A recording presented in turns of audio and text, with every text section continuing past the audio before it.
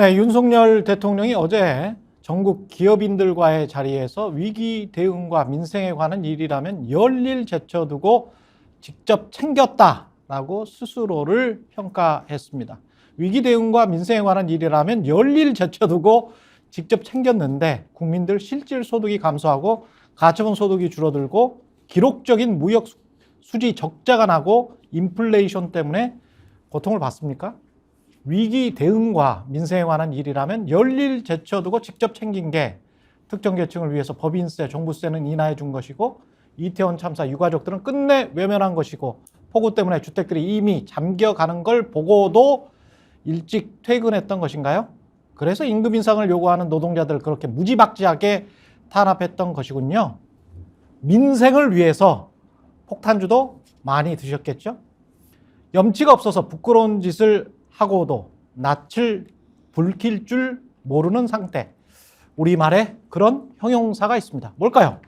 네, 맞습니다. 정답, 뻔뻔하다. 뻔뻔하다. 네, 안녕하십니까? 최경영의 정치본색 시작하겠습니다.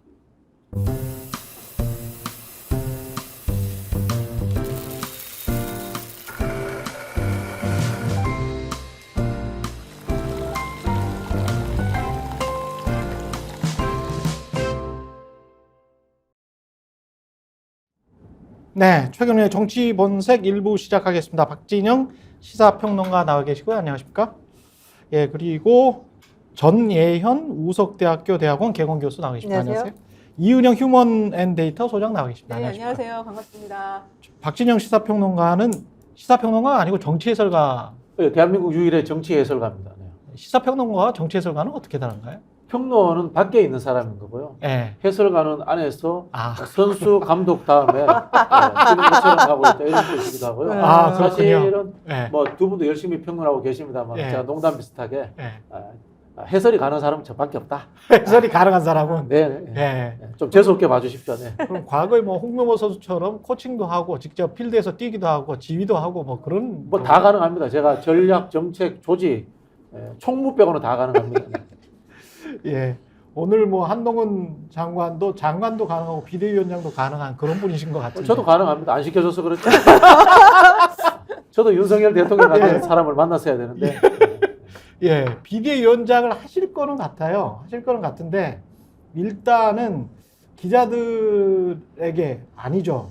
김영배 의원에게 비대위원장 거취를 묻는 김영배 의원에게 한 말이 있습니다. 그래서 그 영상을 보고 다시 돌아오겠습니다. 사실 이제 오늘 장관님하고 이야기를 많이 좀 나누면 더 좋은데요. 사실 많은 국민들이 궁금해 하잖아요. 이 올라와 있는 법들도 있고 할 일도 많이 계신데, 이제 거치와 관련돼서 지금 이야기가 많이 나오잖아요. 그래서 오늘이 마지막 상임이신가 아니면 다음 주가 마지막 상임이신가 궁금해 하는데. 그냥 의원님 혼자 궁금해 하시면 될 것 같아요. 네, 그냥 의원님 혼자 궁금해 하시면 될 것 같아요. 거치와 관련해서 질문을 하니까 입법기관인 국회의원에게 기자나 시민들이 질문했으면 맞을 뻔했겠다 그런 생각이 들기도 합니다만, 예, 나이도 김영배 의원이 훨씬 많지 않아요? 네, 일단은 네. 제가 보기에는 김영배 의원도 질문을 잘못했죠. 아, 그래요? 저렇게 하는 것이 아니고요. 예, 현직 장관으로서 예, 특정 정당의 비대위원장으로 지속적으로 언급이 된다면 빨리 사표를 내는 것이 정치적 중립에서 벗어날 수 있는 일이다. 예, 그리고 이제까지 당신이 한 행동이 예. 비대위원장이라든가 특정 정당으로 가기 위한 행동으로 보인다면 사정기관을 포함하고 있는 정부의 장으로서 굉장히 잘못된 처신이었다. 그런 이야기를 해서 지적을 해야죠. 아, 그런 부분이 좋으신 지적인데요? 예, 그리고 저기 한동훈 장관 국회의원 하셔야 되겠네. 뭐 시켜주면 합니다. 그것도 하시겠다. 시켜주면 하시겠다. 예, 예. 다른 분들은 어떻게 보셨어요? 저는 근데 전혜연 한동훈 교수님입니다. 장관이 예. 지금 계속 굉장히 냉소적이잖아요. 예. 국회에 대해서도 냉소적이고 언론에 대해서도 냉소적이고 한동훈 장관이 유일하게 호감을 드러내는 사람은 윤석열 대통령과 김건희 여사가 아닌가 그 점이 아쉽다는 거죠. 본인은 맹종하지 않는다 그랬는데. 예, 근데 예. 뭐 지금 하는 거 보면 맹종하는 수준 아닙니까? 그래서 조선일보에 이런 표현이 나온 적이 있어요.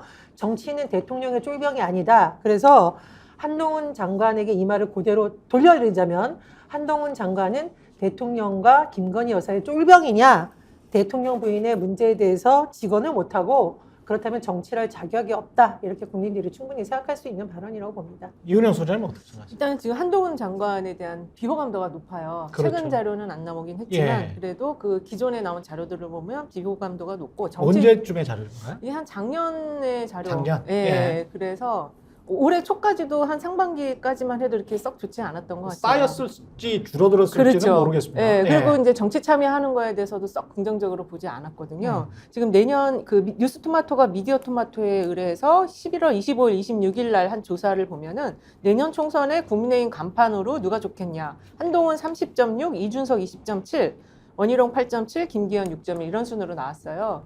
그래서 지금 정당 지지율, 자당의 지지율보다도 지금 낮은 이런 그 간판으로서의 어떤 선호? 이거는 실제 이제 됐을 때는 또 지금 좀 전에 보신 그 합법, 예. 이게 개선되지 않으면 지금 별로 그렇게 썩 좋은 평가를 얻지 못할 수 있다. 합법이라기보다는 태도인 것 태도, 같아요. 예. 예. 그리고 그게 인성이 살짝 비춰지는 것 같은 뭐 옛날에 신원섭판이라고 했으니까요. 결국은 사람 마음을 판단할 수 있는 게 겉으로 드러나는 말밖에 없으니까 그거 가지고 판단할 수밖에 없는데 그게 굉장히 좀 뭐랄까요. 어르신들이 보기에는 아무리 뭐 똑똑한 사람들 많잖아요. 세상에 똑똑한 사람들 많은데 너무 똑똑한 채를 해버리면 그게 현명해 보이는 것보다는 어리석어 보이는 경우가 많거든요. 그 어르신들뿐만 예. 아니라 젊은 세대도 별로 안 좋아하는 그렇죠. 태도인 것 같아요. 예. 뭐 물론 싸가지라는 그런 단어도 분명히 나올 수밖에 없는 그런 상황인 것 같긴 합니다만. 저는 이제 한동훈 예. 장관의 말하는 태도를 자리와 형식에 따라서 우리가 규제할 필요가 있다는 생각이 들어요.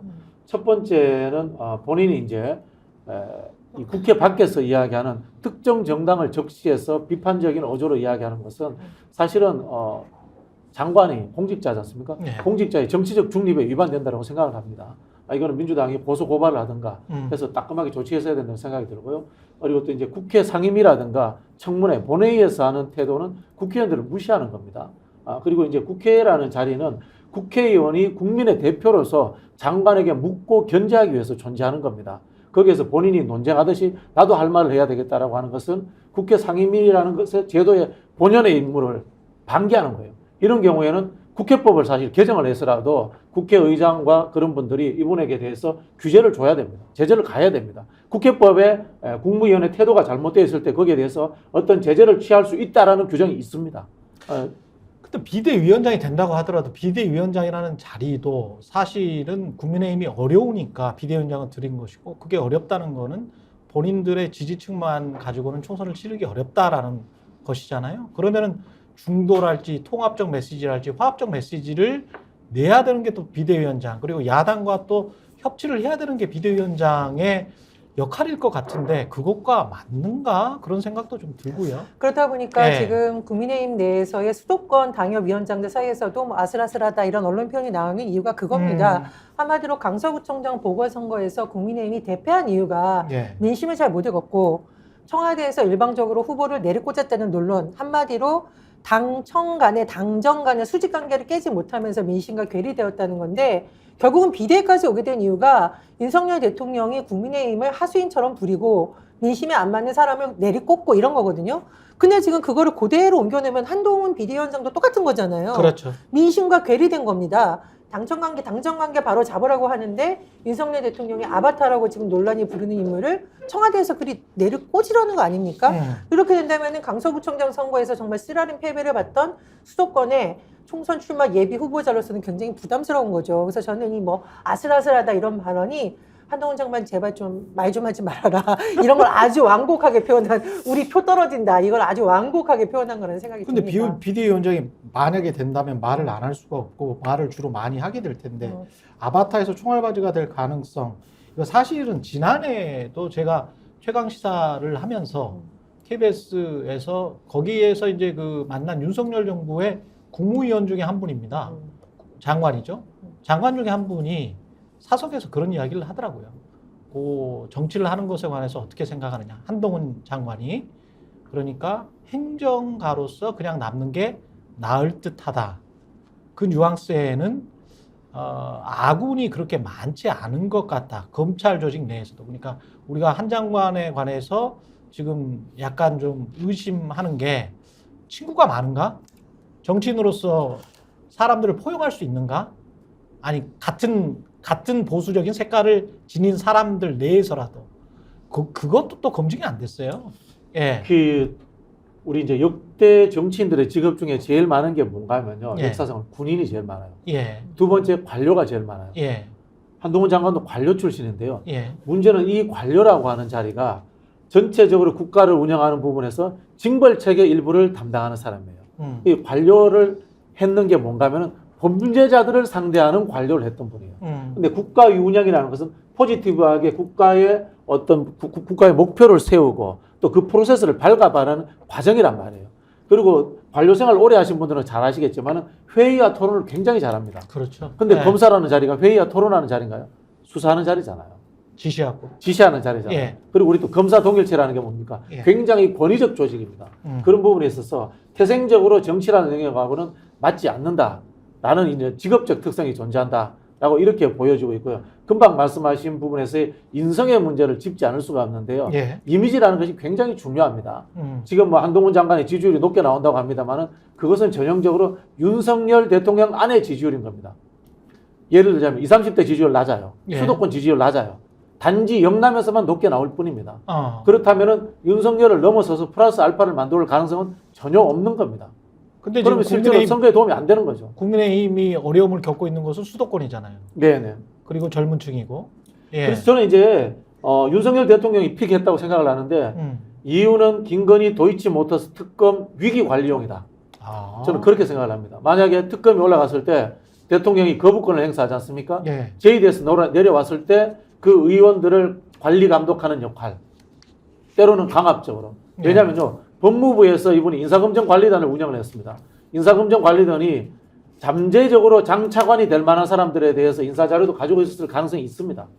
국회의원들은 대부분이 그런 사람이죠. 그죠? 예. 그렇다면은 세세하게 잘 알지 않겠어요? 예. 그럼 관리하지 용이하지 않겠어요? 저는 뭐 그렇게 짐작을 합니다. 이은영 소장님 이 분석에 관해서 어떻게 생각하세요? 저는 갑자기 그런 생각이 드네요. 위기관리용 원포인트다. 그러면 4월까지 쭉 가서 총선을 이끌고 여하튼 비대위원장으로서 국회의원은 한 번 하고 그러면 4년은 본인은 보장이 되고 그쵸. 예. 그 다음에 제2의 권력으로서 권력의 2인자로서 뭔가 한번 본인도 노려볼 수 있는 속으로는 그런 생각. 윤석열 대통령과는 얼마나 이심 전심이 됐는지는 모르겠지만 어떻게 보세요? 일단은 네. 자기가 먼저 국회의원을 달고 나서 그 다음 차기에서 내 행로를 좀 바꿔서 대권까지 가보겠다 이런 경로 설정은 실패할 수밖에 없고요. 그 지금 국민들이 그 가장 속상해하는 거는 대통령이 경제를 챙기지 않고 그리고 국민들이 원하는 일을 하지 않는 것이거든요. 예. 그래서 지지율이 현재 그 최근 나온 지지율은 더 떨어졌어요. 그래서 지금 30%, 31, 요 정도 수준인데 지금 한동훈 장관이 그 어저께 한 이야기를 보면은 그 김건희 특검법 관련해서 이거는 독소 조항이 있는 악법이다라고 얘기를 했고 그 명품백 수수와 관련해서도 이건 몰카 공작이라고 얘기를 했기 때문에 예. 지금 국민들의 민심과는 전혀 다른 비대위원장의 메시지들이 나오고 있거든요. 그리고 그 속에서 배지 한번 달고 나서 이 총선 전국이 끝나면 내가 다음에 어떤 대권 프로젝트를 가동하겠다 이런 경로 설정은 국민들이 지켜보실 것 같아요. 자기의 이해만 기반해서 자기 정치 중심으로만 이 전국을 운영하려는 이 비대위원장이 과연 이 나라를 구할 수 있느냐. 지금 나라를 구해야 될 상황이거든요. 그래서 그러한 경로 설정은 본인에게 굉장히 좀 안 좋은 경로 설정이다. 저는 그렇게 봅니다. 근데 저는 기본적으로 한동훈 장관의 정치인으로서의 능력을 도대체 국민들이 판단할 수 있는 게 뭐가 있는지 그동안의 궁금하다. 이력 중에서. 그렇습니다. 예. 법무부 장관 잘했습니까? 법무부에서 인사검증하겠다고 그렇게 자신만만하더니 국수본부장 학교폭력 사태부터 시작을 해서 굉장히 이례적인 대법원장 낙마 그 이후에 계속되는 인사참사 논란 분명히 자기가 책임이 있기 때문에 예. 법무부 장관으로서 할 일도 제대로 못했고요. 술자리에서 박사 준 사람도 있었죠. 예, 예. 그런 사람은 있었겠지만 그리고 그럼 두 번째로 정말 어떤 정파적인 것에 치우치지 않고 법과 정의를 수호하는 거냐. 최근에 김건희 여사 관련해가지고 몰라요라는 말에서 이미 다 드러난 거 아닙니까? 그런 점에서 능력이 없습니다. 무엇보다 윤석열 정부의 무능이라고 가장 대표적인 것으로 지금 꼽히는 것이 수치상으로 나타난 게 경제하고 외교예요. 그럼 이 부분을 대체할 수 있는 부분이냐? 아니라고 보는 겁니다. 그래서 윤석열 대통령의 지지율이 지금 부정평가가 거의 50% 말해서 60%라는 게 대체적인 흐름인데 이 흐름에서 또 윤석열 대통령의 아바타라고 하는 인물을 내세우는 국민의힘의 속내가 저는 도대체 뭔지 모르겠고 일부 의원들이 사실상 공천권을 이 사람이 지게 됐을 경우에 줄을 대기 위해서 좀 과한 이렇게 하는 게 아닌가 좀 그런 의심이 드는 대목이에요. 어떻게든 김건희 V1인지 V2인지는 모르겠습니다만은 김건희 여사를 보호하라 뭐 이런 생각이 있는 것 같기도 한데 관련해서 이제 김건희 특검 뭐 디올백도 마찬가지고 여러 가지가 있는데 그 기자들에게 한 말이 있어요. 그걸 직접 한번 이런 말로 앞으로 이제 상대를 할 것 같은데 이렇게 해서 설득이 되겠는가 한번 직접 듣고 한번 판단해 보시기 바랍니다. 첫째, 법 앞에 예외는 없어야 합니다. 그리고 국민들이 보시고 느끼시기에도 그래야 합니다. 둘째, 다만 그 법안들은 정의당이 특검 추천하고 결정하게 돼 있죠. 무엇보다 다음 총선에서 민주당이 원하는 선전선동을 하기 좋게 시점을 특정해서 만들어진 악법입니다. 민주당이 기자님도 저번에 말씀하셨지만 민주당이 저한테 꼭 그러고 물어보라고 시키고 다닌다고 그러던데요. 여러 군데다가 공개적으로. 그런데 저는 이걸 물어보면 제가 왜 곤란할 거라고 생각하는지 잘 모르겠습니다. 기본적으로 그 내용들을 제가 보면은 일단은 이 몰카 공작이라는 건 맞잖아요. 법과 원칙에 따라 수사가 진행돼서 처리될 거라고 생각합니다. 네. 지금 법의 앞에 모든 국민은 평등해야 한다. 그러나 김건희 특검법은 악법이다. 그리고 명품백과 관련해서는 몰카 공작이다. 이렇게 이제 규정을 했습니다. 오늘 물어보면 딴소리를 자꾸 해요. 그냥 받았니? 안 받았니? 그게 법률에 위반되는 거니 위법 소지가 있니? 없니? 도덕적으로 윤리적으로 맞는 거니? 틀린 거니? 뭐 이거를 대답했으면 좋을 것 같은데 다른 소리를 하는 거죠. 민주당이 이런 거 많이 물어보라고 시켰지. 자, 모든 것을 정치적으로. 네. 한동훈 장관이 완전히 삐뚤어진 세계관을 갖고 있다는 게 여기에서 네. 드러납니다. 김건희 여사에게만 충성을 다한다는 논란을 피할 수 없는 세 가지가 다 드러났습니다. 첫 번째, 언론에 대해서 민주당이 시켰으니까 물어본다라는 이 사고 자체가 언론관이 얼마나 삐뚤어진지 보여주죠. 두 번째, 김건희 특검법이 총선을 위한 악법이라고 했는데 김건희 여사 주가 조작 논란이 민주당하고 정의당에서 만들어낸 게 아니에요. 그러니까 이 모든 김건희 여사 관련 논란은 민주당의 탓이다라고 보는 국회에 대한 잘못된 관 이게 있는 거고요. 마지막으로 또 바라는 거 보면은 민심과도 완전히 괴리돼 있지 않습니까? 그러니까 김건희 여사 관련된 특검법이 통과된다는 전제 하에 국민일보에서 여론조사를 한 적이 있는데 특검법에 대해서 대통령이 거부권 행사하지 말아야 된다가 거의 70%로 나왔단 말이에요. 그래서 언론관, 국회에 대한 부분 그리고 민심에 대한 해석이 완전히 잘못된 겁니다. 오로지 김건희 여사를 보호하려는 데만 치중하고 있고 본질적으로 김건희 여사가 명품백 받거나 주가 조작 의혹에 관련된 무슨 대답을 안 하잖아요. 그래서 지금 최근에 보수 언론에서 꽁무니를 뺀다 이런 표현이 나오는 거죠. 네. 보수 언론에서 꽁무니를 뺀다. 그런 표현이 나왔었죠. 예, 박진영 원장님은 저는 이제 한동훈 장관의 저 발언을 들으면서 예. 대한민국 국회의원 300명은 접시물에 코 박고 돌아가십시오. 이런 말씀 드리고 싶습니다. 국회에서 법을 만드는 것을 악법이라고 이야기하지 않습니까? 예. 법무부 장관이. 예. 이거는 상권 분립에서 국회를 무시하는 발언입니다. 그러네요. 그런 부분이 있고요. 두 번째, 또 특정 정당을 적시해가지고 표현하고 있습니다. 이거는 정치적 중립 위반입니다. 탄핵 사유입니다. 그리고 제가 어제 이제 우리 판결 났던 부분, 윤석열 대통령 검찰총장 시절의 징계 사유 문제, 예. 법무부가 일부러 졌죠, 그죠? 예. 변호사를 바꿔가면서 졌지 않습니까? 이건 역시 직무유기 또는 증인 신청도 아무도 안 했잖아요. 그렇죠. 증인 신청 0. 예. 예. 직무유기 또는 직권남용에 해당될 수 있습니다. 그래서 탄핵 사유에 해당됩니다. 음. 그리고 그 징계 내용에 채널A 사건이 포함되어 있단 말입니다. 본인 건입니다. 그런 부분에 있어서 이해 충돌 소지도 있고요. 100% 저는 한동훈 장관의 탄핵 사유가 있기 때문에 빨리 한동훈 장관을 탄핵하는 것이 민주당이 야당으로서 제 역할을 하는 것이다. 그 말씀 드리고 근데 싶습니다. 하루도 안 남은 것 같은데요. 비대위원장 가버리면. 예. 그렇더라도 지금이라도 해야죠. 지금이라도 해야 된다. 상징적인 의미가 있다. 그 한동훈 장관이 그렇게 해서 비대위원장이 되고 난 다음에 이 일을 아까 이제 원장님 같은 경우는 원포인트로 위기 관령이다 그렇게 말씀을 하셨잖아요. 어떻게 해결해 나갈 수는 있습니까? 4월까지? 총선 전까지?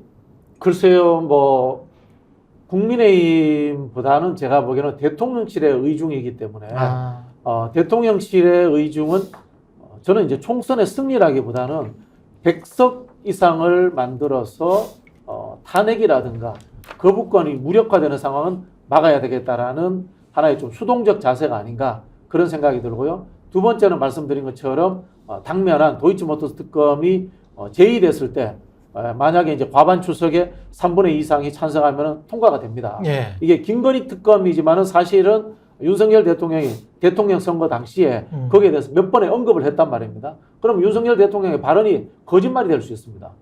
현역 대통령이기 때문에 민형사상으로는 소추되지 않지만은 정치적 정당성이 완전히 훼손되기 때문에 대통령 선거에서 사기로 당선되었다. 이런 이야기를 야당이 할 수 있고 국민들이 동의가 됩니다. 그 상황을 막아야 되기 때문에 강압적으로라도 당을 장악하자는 의지가 저는 한동훈 장관이다. 이렇게 저는 해석을 합니다.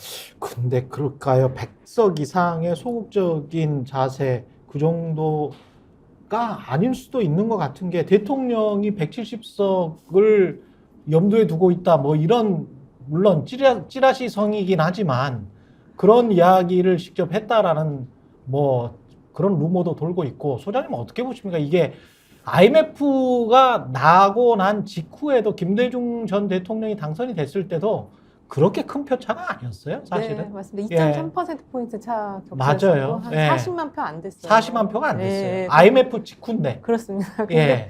지금 또 한 번 놀래려고 지금 대통령실에서 또 무슨 허위 보고가 들어간 것 같아요. 예. 170석은 지금 어느 사람들도 분석을 그렇게 하는 사람은 없고요. 예. 근데 그런 어떤 희망 고문을 지금 하는 그 증거가 하나 또 나온 게 있어요. 어저께 그 시사저널 단독 보도 보면은 그 대통령 지지율 45% 견인해가지고 뭐 선거를 이기려고 한다. 그리고 그 전략 안에 남북 이산 가족 상봉이 들어있더라고요. 그래서 예. 이러한 그리고 이제 내년 총선을 진짜 대 가짜 싸움으로 만들어서 모든 걸 다 가짜 뉴스로 바꿔버리겠다라는 그런 이게 이제 실제 진짜 총선 전략인지 모르겠는데 보도가 됐어요. 근데 이런 걸 보면은 대통령실과 지금 여당은 아마 이런 인식을 안 가질 것 같은데 정말 희망 회로를 엄청나게 돌리고 있다 누군가가. 그래서 대통령이 지난번 보궐선거 때도 강서구청장 보궐선거 때도 지는 거를 생각을 못했다라는 그런 흔적들이 있었잖아요. 예. 그러고 나서 상당히 충격받았다고 했었는데 이 총선도 지금 비슷한 또 현상이 또 나타날 수 있다. 이 정도의 어떤 잘못된 어떤 희망회로를 갖고 있다는. 근데 김건희 특검이 이렇게 수면 위로 부상하기 전까지는 민주당 내에서도 제가 알기로는 자체적으로 분석을 해보니 130대 130 정도? 그래서 이준석 만약에 신당이 구성이 되면 잘못하면 국민의힘과 이준석 신당 합해서 150석이 넘을 수도 있다. 민주당 입장에서 그런 이제 분석을 하는 아주 보수적으로 봤을 때 그랬던 적도 있었던 것 같거든요. 그러니까 김건희 특검이 어떻게 진행이 되고 그 이후에 뭐랄까요? 지금 이재명 사법 리스크라는 게 너무 오래되니까 사람들이 무감각해졌잖아요. 근데 2, 3개월 동안 계속 지속될 수 있는 어떤 그 응집력, 그 다음에 그 땔감의 그 소재 이런 것들이 계속 있을지 아니면 또 되치기를 하면서 어떤 적당한 카드가 집권 여당으로부터 나올 가능성도 높잖아요. 근데 결국은 그건 이제 민주당의 실력이죠. 민주당의 실력이죠. 민주당이 예. 동일 이슈를 가지고 구워 삶고 볶아 먹고 양념치고 튀겨 먹고 예. 하면서 지속적으로 끌고 갈 수 있느냐는 거지 않습니까? 예. 결국은 윤석열 심판론이잖아요. 예. 거기에 갈로쳐서 김건희까지 포함되는 거 아니겠습니까? 예. 그걸 이제 가지고 가는 능력이다. 저는 그렇게 보여지고요. 그래서 제가 말씀드리는 게 윤석열 굿모닝, 김건희 굿모닝을 민주당은 매일 해야 된다. 경제도 윤석열 탓, 안보도 윤석열 탓, 그리고 국가 품격학도 김건희 탓. 이런 식으로 해서 매일 뉴스를 쏟아내야 된다라는 말씀을 제가 드린 바가 있고요. 의석수 문제는 제가 들은 바로는 여야의 싱크탱크에서 나왔던 수치는 제가 알기로는 150대 120으로 나온 걸로 대략 그런 흐름으로 가고 있는 것 150이 어딥니까? 민주당이죠. 민주당. 예, 150대 120으로 나온 걸로 예. 알고 있고요. 예. 현재 그리고 윤석열 대통령에 대해서 지지하지 않는다라는 여론이 60% 가까이가 지속적인 추이로 나왔기 때문에 그거 굳어져 있다. 이렇게 보시면 될 것 같고요. 두 번째로 이제 이준석 문제인데 이준석 지지도를 보면 재밌어요. 예. 민주당 지지층이 이준석을 더 지지합니다. 그 두 가지인데요. 첫 번째는 뭐냐면은 윤석열이 이준석을 저렇게 만들었으니까 이준석이 윤석열과 열심히 싸울 것이라는 기대 심리가 있습니다. 예. 두 번째는 뭐냐면은 전략적으로 이준석을 부추김으로 인해서 국민의힘으로부터 탈당하고 윤석열과 대치하게끔 하겠다라는 민주당 지지자들의 하나의 염원이 포함되어 있는 겁니다. 전략적 지지다. 그러면 이야기는 뭐냐? 이준석이 나와가지고 국민의힘과 제휴하는 상황을 가지면은 그 지지자들은 다 빠져나온다는 겁니다. 역으로 이준석이 윤석열과 민주당보다도 더 강하게 싸운다면은 민주당 지지자들은 오히려 더 이준석을 지지할 수 있는 겁니다. 그럼 결국은 뭡니까? 정당이라든가 정치 지도자라는 거 하는 것은 자기를 지지하는 사람의 의지대로 움직이게 돼 있는 거예요. 예. 표를 더 받으려면. 결국 이준석이라는 사람도 민주당 지지층들과 어느 정도 소통할 수밖에 없는 상황으로 정치 행보를 가질 수밖에 없어요. 결국은 누가 더 반윤의 목소리를 높게 내는가 거기에 따라서 민심이 흘러가고 있는 것 같다 이런 말씀이신 것 같은데. 저는 좀 생각이 다릅니다. 예. 왜냐하면은 이준석 전 대표에 대해서 일시적으로 관심은 가질 수가 있죠. 대중적 관심도는. 그런데 이준석 전 대표가 그동안 해왔던 정치 행보를 볼 때 그 사람이 과연 표를 줘야 되느냐 좀 다른 문제라고 봅니다. 그러니까 지금 뭐 계속 윤석열 정권을 때리고 이런 부분에 대해서 뭐 언론에서도 관심을 갖고 또 내부의 사정을 잘 아는 사람이 얘기하니까 예. 호감도를 볼 수가 있는데 저는 일시적인 거라고 생각을 하고요. 그 이유는 뭐냐면 우리나라 국민들이 그동안 제3지대의 신당이라든가 이런데 여러 번 기회를 줬는데 예. 보니까 아무것도 아니더라는 거죠. 예를 들면 안철수 얼마나 시끄러웠어요. 예. 결국은 이쪽 갔다가 저쪽 갔다가 윤석열 정부 탄생 도왔다가 지금은 아무것도 아닌 게 돼버렸습니다. 과거에 또 뭐 바른미래당을 만든다고 해가지고 뭐 무릎까지 꿇고 나가서 보수정당 갈라섰는데 어떻게 됐나요? 실패해서 결국은 다 원래 측정으로 돌아왔단 말이에요. 그러니까 이준석 신당을 보는 국민들은 결국은 저러다가 다시 저당으로 흡수되거나 아니면은 그냥 시끄러운 존재로 보고 있는 거지 저 신당을 찍었을 때 기존에 있는 정치 제도를 바꿀 수 있는 희망제가로는 보지 않는다. 그래서 저는 이준석 신당의 영향력은 오히려 제한적일 수 있다고 봅니다. 그러면 그 이른바 스윙 보터라는 거 무당층의 지지라는 거는 어디로 갈지 모르는 데다가 총선이 가까우면 가까울수록 그게 옅어진다. 옅어지면서 또 양극으로 나뉠 수밖에 없는 그런 상황이 될 것이다. 저는 뭐 다르게 봅니다. 다르게 봐요? 그거는 이준석과 민주당이 앞으로 행보에 달려있다고 봅니다. 아, 여전히. 그 국민들이 윤석열 정부를 싫어한다가 60%, 그 중에서도 정말 싫어한다는 53에서 55% 나옵니다. 그 정도는 이제 보자면 이제 정치하는 사람들이 예. 윤석열을 안 보이도록 좀 해줘라는 희망이 섞여 있는 겁니다. 아, 결국은 뭐냐면 강한 것이 옳은 것을 이긴다라는 것과 동일한 맥락인데요. 네. 이준석이든 민주당이든 누가 좀 더 강하게 윤석열 심판론을 끌고 가느냐에 따라서 이슈를 선점하고 거기에 저는 지지층이 몰릴 수 있다. 그런 생각이 듭니다. 실제로 이제 한국 사회에 신상만 찍는 집단이 한 15% 정도 됩니다. 신상만 찍는 집단이. 네. 예. 그래서 저는 만약에 이준석 대표가 윤석열 대통령과 강하게 싸운다면은 15%까지 저는 정당 지지율을 갖고 갈 수 있다.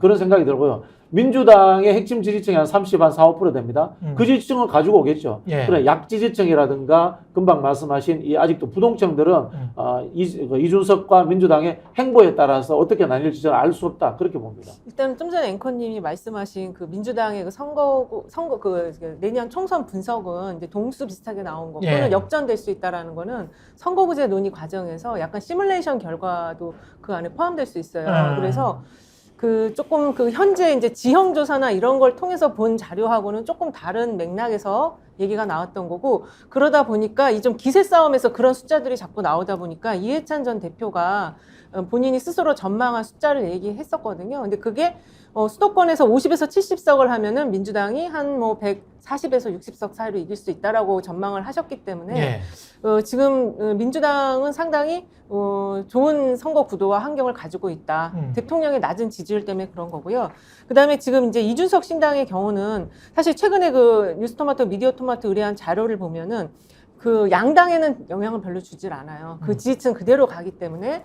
다만 이제 이 이준석 신당이 이낙연 신당과의 연관성 속에서 볼 때는 이준석 신당이 사이즈가 앞으로 커지게 되면은 이낙연 신당 같이 민주당 계열에서 나오는 신당들은 예. 쪼그라들 수밖에 없다. 그 좀 약간의 그 상관관계가 있어요. 왜냐하면은 그 이준석 신당과 이 민주당에서 나오는 신당과의 그 상관관계는 2030 세대가 어디를 지지하느냐에 따라서 이게 좀 바뀔 수가 있는 건데 예. 아무래도 이제 이준석 신당은 더 많이 지지한다라는 흐름 속에서 그래서 이준석 신당의 영향은 민주당에서 나올 신당에 대해서 영향을 좀 준다. 선거에서 우리가 뭐 결정을 할 때 정당 정책 인물 이슈가 있을 것 같은데 이 이슈가 이제 바람을 타고 움직인단 말이죠. 이번 선거에서 가장 큰 이슈는 말씀하신 대로 반윤, 네. 윤석열 심판. 근데 이게 김건희 특검이죠. 그렇죠. 그 우리가 자꾸 놓치는 것 중에 네. 하나가 2020년 총선을 보면요. 예. 거대 양당에 몰표를 준 것 같잖아요. 근데 정당 득표를 한번 보세요. 어떻게 나오냐면은 국민의힘이 35%, 민주당이 34% 이렇게 받았습니다. 맞아요. 예. 이 정당 득표율은 양당이 40%를 넘긴 적이 없어요.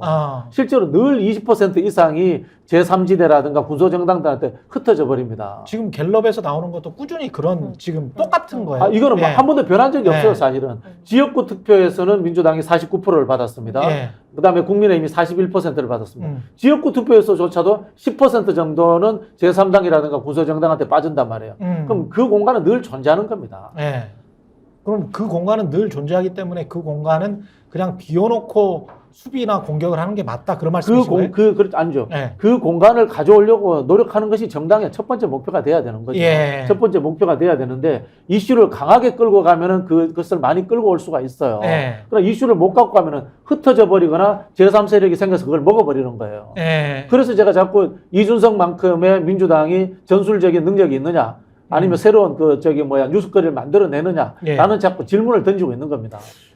그 중도라는 사람들이 되게 어떤 생각을 하고 있는지 궁금할 때 우리가 이슈에 대한 찬반을 물어보잖아요. 그래서 강서구청장 선거하기 전에 이슈에 대한 찬반을 물어보는 것 중에 하나가 홍범도 장군 그 상 그렇죠. 이정무였거든요. 예. 그럼 중도층에서도 반대가 훨씬 강합니다. 그렇죠. 그러니까 이 사람들은 나는 이념적으로는 중도야라고 하지만 윤석열 정부와 관련된 이슈에서 굉장히 비판적인 건데 최근에 여러 가지 김건희 특검법을 봤을 때 대통령이 거부권 행사하지 말아야 된다는 여론이 훨씬 높은 것은 중도라고 하는 사람들이 있지만 이 사람들은 때에 따라서 윤석열 정부에 대해서 굉장히 비판할 가능성이 높은 집단이다 저는 이렇게 보고 있는 거거든요. 그래서 말씀해 주시듯이 김건희 특검법이라는 게 선거 전체를 지배할 수는 없지만 예. 이른바 중도층의 마음을 어느 쪽으로 이동시키냐에서 굉장히 중요한 기폭제가 될 수 있다. 저는 그런 점에서는 근데 이른바 이제 중도의 기치, 제3지대 기치를 내걸었던 사람들은 항상 그런 이야기를 하잖아요. 중도, 화합, 통합, 그리고 양진영의 극복. 그러기 위해서는 3지대가 좀 커야 된다. 그 3지대가 한 4, 50석은 돼야 서로 간에 융화시킬 수 있는 어떤 키 플레이어가 될 수가 있다. 그래서 우리한테 몰아달라. 라고 한단 말이죠. 그게 저기 안철수 수준의 국중주의죠. 예. 제가 지금 뭐 새로운 선택이나 김종인 전 비대위원장이 밀고 있는 뭐 그 금태섭이나 사람들은 역동성이 예. 없어요. 역동성이 없기 때문에 이미 안철수식 중도는 소멸한 겁니다. 예. 안철수식 중도는 이제 극중주의라는 게 뭔가 하면요. 음. 양비론이에요. 큰 운동장에 중간에 선을 하나 꺼놔요. 예. 그리고 왼쪽도 싫고 오른발은 싫고 난 요 선 위로만 걸어갈 거야. 그럼 뭡니까? 왼쪽에 큰 덩어리, 오른쪽에 큰 덩어리 다 버리는 거예요. 근데 원래 이 유럽에서 나왔던 혁신적 중도라고 하는 것은 예. 좌우를 크게 포괄하는 거예요. 예를 들자면 노무현 대통령이 반미면 어때라고 이야기하면 왼쪽으로 갑니다. 예. 그래도 갑자기 이라크 파병을 합니다. 오른쪽으로 합니다. 예. 굉장히 크게 움직이는 거예요. FTA를 하고. 예, FTA를 하고 이렇게 하면서 크게 움직였는데 결론적으로 보니까 좌우 수렴해서 다 먹었더라. 이게 이제 유럽에서 나왔던 이제 혁신적 중도라는 이야기인 겁니다. 그게 다 먹을 수 있는 길이다. 다 먹을 수 있는 중도라는 거죠. 근데 예. 그럴 가능성이 기존에 있던 평면에서 사고하는 김종인이라든가 뭐 금태섭 이런 사람들은 양양자. 그게 안 돼요. 일단 그런 머리도 공부도 안 돼 있고 그런 습관도 안 돼 있는데 예. 이준석은 그런 공부는 한 적이 없는데 예. 판을 흔들어 본 경험이 있는 거야. 20, 30대를 가지고 갈라치를 통해서. 예. 그게 저는 이준석이 가지고 있는 하나의 가능성이 아닌가 그런 생각을 하고요. 중도라고 해서 메시지가 약해지면은 이슈에서 떨어져요. 이념은 중도지만 예. 행태는 굉장히 급진적이고 스트롱해야 되는 거예요. 이게 급진적 정도의 본질이에요. 설득력 있네. 설득력이 아니라 이건 책에 나오는 이야기입니다. 이거. 아니 설득력이 있는 게 새로운 선택과 그러면 네네네. 새로운 선택과 이준석 신당 물론 이준석의 개인적인 스타성도 있겠지만 새로운 선택과 이준석 신당 사이에서 놓고 봤을 때는 그 어떤 여론조사들도 다 이준석 신당으로 몰려 있는 거 아니에요 지금? 새로운 선택에 그렇게 그게 예. 지금 이제 중도 얘기부터 이제 좀 얘기를 해보면 이미 이제 중도는 대통령 지지율이 이게 그 아까 말씀드린 뉴스토마토, 미디어토마토 자료 보면은 대통령 지지율이 중도가 23.3, 부정이 68.2예요. 예. 이 중도는 축이 좀 이동이 돼 있고 예. 우리 사회 이념 지향 자체가 그 박근혜 탄핵 이후에 많이 좀 왼쪽으로 가 있거든요. 근데 이제 그 유럽식의 그런 그 혁신적 중도가 우리나라에서 잘 적용이 안 되는 게 우리나라 그 세대론의 특성이 있어요. 예. 586세대, MZ세대 약간 그 세대론적인 특성이 있는 데다가 과거에는 이 젊은 세대들이 민주당이라든지 진보의 어떤 정당들을 지지를 했는데 지금 그런 흐름이 안 나타나고 있거든요. 이 디지털 세대가 무당파도 많고 그리고 그렇죠. 오히려 진보를 사실 그 문재인 정부가 들어선 시기에는 많이 지지를 했었는데 이게 그 어떤 정책의 변화로 인해서 이게 좀 세대별로 그리고 성별 차이가 나타나는 그런 흐름이 있어서 그거를 바로 적용하기는 어려운데 지금 말씀하신 그런 어떤 새로운 중도 김종인이라든지 금연석 같은 그런 예. 그런 어떤 그 지금 현재 무당파층을 좀 어떻게 잡아보려는 여기는 제 생각에는 그 세대가 너무 연령이 좀 너무 기득권적인 입장을 가진 사람들은 요 사이즈를 먹기 힘들다. 그래서 이준석이라는 전 대표가 요 사이즈를 먹을 수 있는 거는 어떤 판을 흔들어 본 어떤 정치적인 경험도 있겠지만 이 세대가 그 지금 어떤 세대 변화에 잘 맞기 때문에 거기에 맞는 메시지들을 내고 거기에 맞는 행보들을 하기 때문에 그 사이즈를 먹을 수 있는 거다. 그렇게 봐야 될 것 같아요. 이낙연 신당에 관해서는 어떻게 생각하십니까? 이낙연 신당은 이미 이제 끝난 이야기가 돼버린 겁니까? 사실상? 그 이낙연 대표라는 분이 저 자리에 간 거는 문재인 대통령이 총리를 시켜줘서 그런 거예요. 그 이야기는 뭐냐면은 문재인 대통령과 분리되면은 이분은 자기 고유의 지지층을 가질 수 없는 분이에요. 예. 그렇지 않습니까? 근데 지금 문재인 대통령이 민주당 경남도당에 500만 원 특별 당비 내는 상황이에요. 예. 그러면은 이낙연 대표가 탈당해서 나간다. 그러면은 문재인 대통령 지지층들이 이낙연 대표 따라서 나가겠습니까? 안 나갑니다. 그러면은 소멸하고 마는 거죠. 예. 말씀하신 것처럼 이낙연 대표는 문재인 대통령 지지층, 그 다음에 호남 지지층을 가지지 못하면은 나가서 별 의미가 없는 하나의 정치적 섹터가 된다. 뭐 그런 생각이 들고요. 다만 이준석 대표와 합쳐질 때는 이준석 대표를 중심으로 해서 시너지가 발생할 수 있고 있을 수 있지. 그리고 이낙연 대표는 민주당을 공격해서 민주당 표를 뺏어오는 도구로서 하나의 역할은 할 수 있게 되죠. 그렇지만은 우리 옆에서 이야기한 것처럼 이준석 대표는 분명히 자기 지지층을 갖고 있어요. 예. 그런 측면에서 또 이준석 대표가 갖고 있는 확장성도 있기 때문에 이준석한테 잡아먹힌다. 근데 이준석 입장에서는 이낙연이 들어왔을 때 그럼 민주당이 극도로 싫어할 거 아니에요? 민주당 지지자들이? 네네. 그렇게 돼버리면? 네네. 그래서 오히려 역효과가 날 수 있기 때문에 약간의 거리두기를 할 수밖에 없는 지금 상황 아니에요? 제 두 가지로 네. 가볼 수 있는데요. 네. 하나는 이준석 전 대표가 옛날부터 호남의 공을 많이 들었습니다. 네. 근데 그거는 호남의 표를 정말 가져오는 게 아니라 서울에 있는 호남 향후회를 비롯한 이런 사람들을 노린 것이라는 분석이 나온 적이 있는데 저는 굉장히 적절하다고 보고요. 네. 그런 한 방법으로서 호남에서 오랫동안 활동했던 이낙연 전 대표의 힘이 좀 필요한 게 아니냐. 그리고 일부 호남에서 여전히 그 이재명 대표에 대해서 왔다 갔다 하는 층을 좀 흔들 수 있는 건 아니냐는 계산을 하고 있는 것으로 보입니다. 그런데 제가 사실 호남에 있는 분들 취재를 해봤는데 수도권에서 나오는 것보다도 더 격렬히 이낙연 전 대표를 비판하는 목소리가 맞아요. 많다라는 거예요. 맞아요. 왜냐? 네.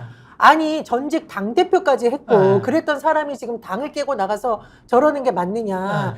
제가 죄송하지만 특정인을 얘기해야 되는데 예전에 정동영도 호남에서 키워줘서 저렇게 당 뛰쳐나갔더니 대선 후보까지 시켜줘서 이번에는 정직 당대표였던 인물이 저렇게 당을 깨고 나간다고 하고 호남에 있는 노년층마저도 비판 여론이 엄청 높다는 네. 거예요. 제가 이거 이제 호남에서 활동하시는 분들 취재를 했는데 그래서 그런 부분이 굉장히 좀 우리가 유심히 봐야 되는 거고 또 하나는 서로 다른 색채를 가진 정치인이 합해서 시너지가 되는 경우가 있고 충돌이 나는 경우가 있거든요. 그렇죠. 근데 제가 보기에는 시너지가 나기가 굉장히 어려운 게 이준석 전 대표 같은 경우에는 상대적으로 젊고 신선한 건 있어요. 그렇지. 그런데 과연 이준석 전 대표를 좋아하는 사람들이 이낙연과 이준석의 손을 잡은 걸 보고서 여전히 이준석을 그런 사람으로 봐줄까?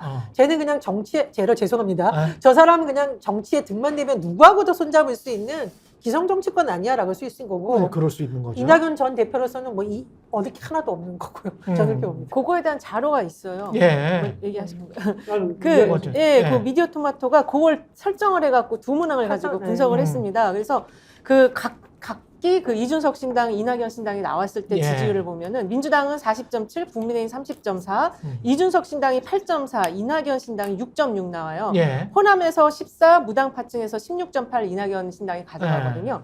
근데 이준석과 이낙연이 합쳤을 때 어떻게 되나 어떻게 봤더니 됩니까? 민주당이 39.6, 국민의힘이 31.0, 그다음에 두 당이 합친 당이 11.4가 나와요. 그래서 각기 있을 때보다 더 4%포인트가 더 빠지거든요. 그러네요. 예, 그리고 예.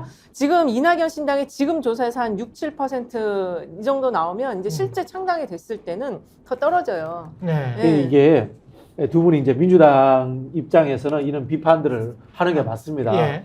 맞는데 실제로 이런 거예요. 아, 두 개가 합쳐가지고 원래 14가 나와야 되는데 11이 나왔잖아요. 예. 근데 이준석 입장에는 그래도 3이 더 생기는 거예요.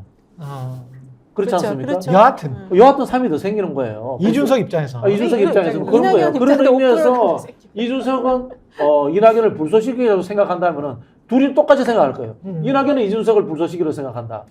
이준석은 이낙연을 불쏘시기로 쓰고 싶다. 그런 한 사람이 잡아먹는다는 입장에서는 합치는 게 좋은 거예요. 그렇게 보셔야 되고 정치라고 하는 것은 결국은 머리 숫자 싸움이에요. 우리 지난 대선 때 민주당에서 이런 이야기를 했습니다. 갑자기 이름 생각 안철수 씨. 안철수 씨 효용성이 다 했다. 별 의미 없다. 예. 그렇게 했는데 1.7% 갖고 갔어요. 예. 결국은 뭐냐면은 김한길 대표라든가 누구 박주선 의원이라든가 저런 구태한 분들이 저기 가면 표가 되겠어 이렇게 하지만 표가 됩니다. 아, 정치는 포괄된다. 그런 거예요. 정치는 그냥 머리 숫자 끌어모으기예요. 아. 쉽게 말하면은 이렇게 이야기합니다. 역으로 우리는 구태한 사람이 같다고 이야기하는데 상대방에서는 저기서 얼마나 구박을 했으면 우리 쪽에 왔겠어. 이렇게 생각하는 것이 정치예요. 다만 이 사람이 1 정도의 영향력을 가지고 있는데 갈 때는 0.5밖에 못 갖고 가요. 그러나 받는 사람 입장에서는 저쪽에 1 있는 거 우리가 갖고 와서 0.5가 되는 것도 못해서 이기는 거예요. 그런 부분이 있기 때문에 제3당이 출연한다거나 이렇게 할 때 가능하면은 1, 2당들은 막으려고 노력하는 것들이 의미가 있는 거고요. 그래서 지금 민주당에서도 이낙연 대표를 잡는 척이라도 하는 거예요. 그럼 민주당 입장에서는 여하튼 통합 쪽으로 가는 게 맞네요. 많은 사람들을 끌어들이는 게. 그러면 친명 비명의 갈등 관계와 관련해서는 그게 뭐 절대적인 숫자는 아니긴 하지만 그럼에도 몇 명이라도 안으로 뭐 포용을 해야 숫자가 이렇게 높아지는 겁니까? 지지율이? 전략적인 목표의 차이죠. 예를 들어서 예. 양자 구도에서 1당이 되는 것이 목표다면은 최대한 앉는 게 좋죠. 예. 다만 도이치모터를 특검을 통과시키고 윤석열 정부의 임기 단축이라든가 퇴진 이런 정치적 격변을 바란다면은 판을 흔들어서 다자구도를 통해서 윤석열 정부를 포위하겠다라고 생각하는 것도 방법이죠. 이거는 민주당의 전략적 선택이기도 하고요. 두 번째로는 이준석 대표라든가 기타 군소정당들이 처하는 입장에 따라서 민주당은 전략적 선택을 해야 됩니다.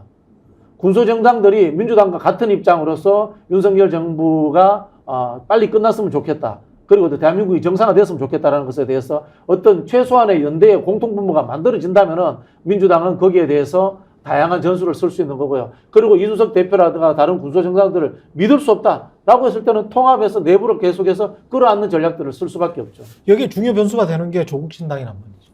조국신당은 또 이낙연 신당과 좀 달라요. 민주당 지지자들 입장에서 봤을 때는 조국신당과 관련해서는 좀 조국 전 장관에 관해서 좀 짠하다, 불쌍하다 이렇게 보는 측면이 강하기 때문에 이낙연 전 대표하고는 다른 어떤 에토스가 있단 말이지.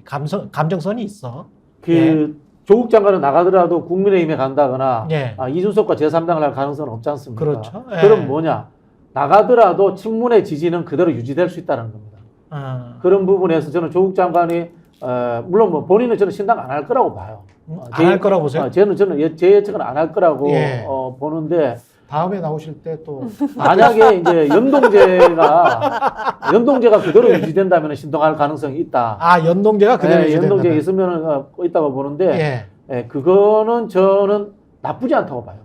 신당을 하는 건 나쁘지 않다. 연동제가 유지가 된다. 연동제가 유지된다는 가정하에서는 나쁘지 않다고 봅니다. 그러면 그런 식의 어떤 자매정당 같은 게 이제 그거는 뭐 이심 전심에 염화시 중에 자매정당이겠죠. 어떤 법적이거나 형식적인 자매정당이 아니고. 그렇죠. 그게 그런 자료가 또 있어요. 아, 그래요? 그러니까는 조승추가 나왔을 때 예. 어느 정도 사이즈를 가져가느냐. 한 예. 8에서 최대로 봤을 때 한 13까지 가져가거든요. 8에서 13까지. 네, 그러니까 민주당 지지가 그만큼 좀 빠지지만 네. 민주당의 강성 지지자들이 그쪽으로 힘을 실어줘서 민주당이 견인하는 형태로 나타나는데 이준석 이상은 되네요. 그 정도 비슷하게 네. 나와요. 그만큼 네. 민주당의 사이즈가 지금 크다는 얘기예요. 그리고 음. 그 안에 스펙트럼이 다양하게 있는데 여기서 이낙연 신당이 나왔을 때는 한 이게 6%, 5, 6%밖에 안 나오니까 예. 그만큼 민주당의 스펙트럼이 이렇게 있는데 그 색깔은 조금 더 왼쪽으로 더 많이 가 있다. 민주당 현재 컬러도 이렇게 볼 수 있죠. 제가 댓글 하나 좀 지적 좀 해도 되겠습니까? 예. 제일 싫어하는 댓글 누가 달아가지고 예, 예, 최경영 앵커님이 정치 공학적으로 접근한다. 예. 이런 표현을 누가 썼는데요. 예. 정치는 권력의 배분의 문제이기 때문에 기본적으로 공학이 포함되어 있습니다. 권모술수도 정치의 영역이고요. 그런 거 듣기 싫으시면은 집에 가서 민주당 만세만 부르시고 이런 프로 듣지 마세요. 제가 늘 말씀드리지만. 여기 새날 생각 아니더라도 저 이런 거 제일 싫어요.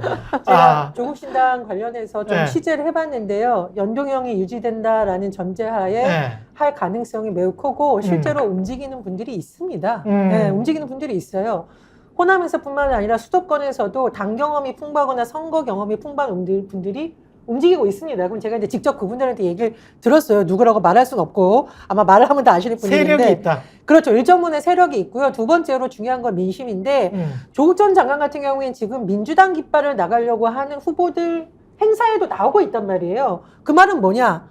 민주당 지지층이건 범민주당 지지층은 조국 신당에 출마를 했을 때 역시 우리 편 안으로 보는 거지 이낙연 신당과는 또 다른 관점을 보고 있다라는 거거든요. 예. 그런 부분이 하나도 있고요.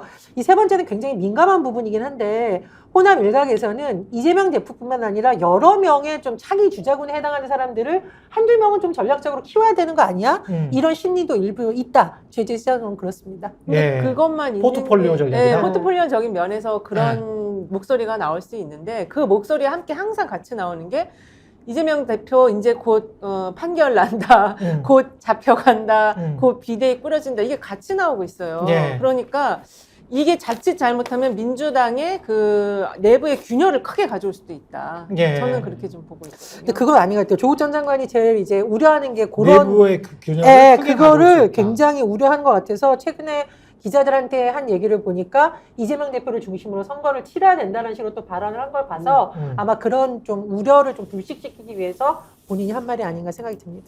근데 조국 전 장관이 용해인 의원하고 천호선 전 대변인이 준비하는 토크쇼에 사회를 본다.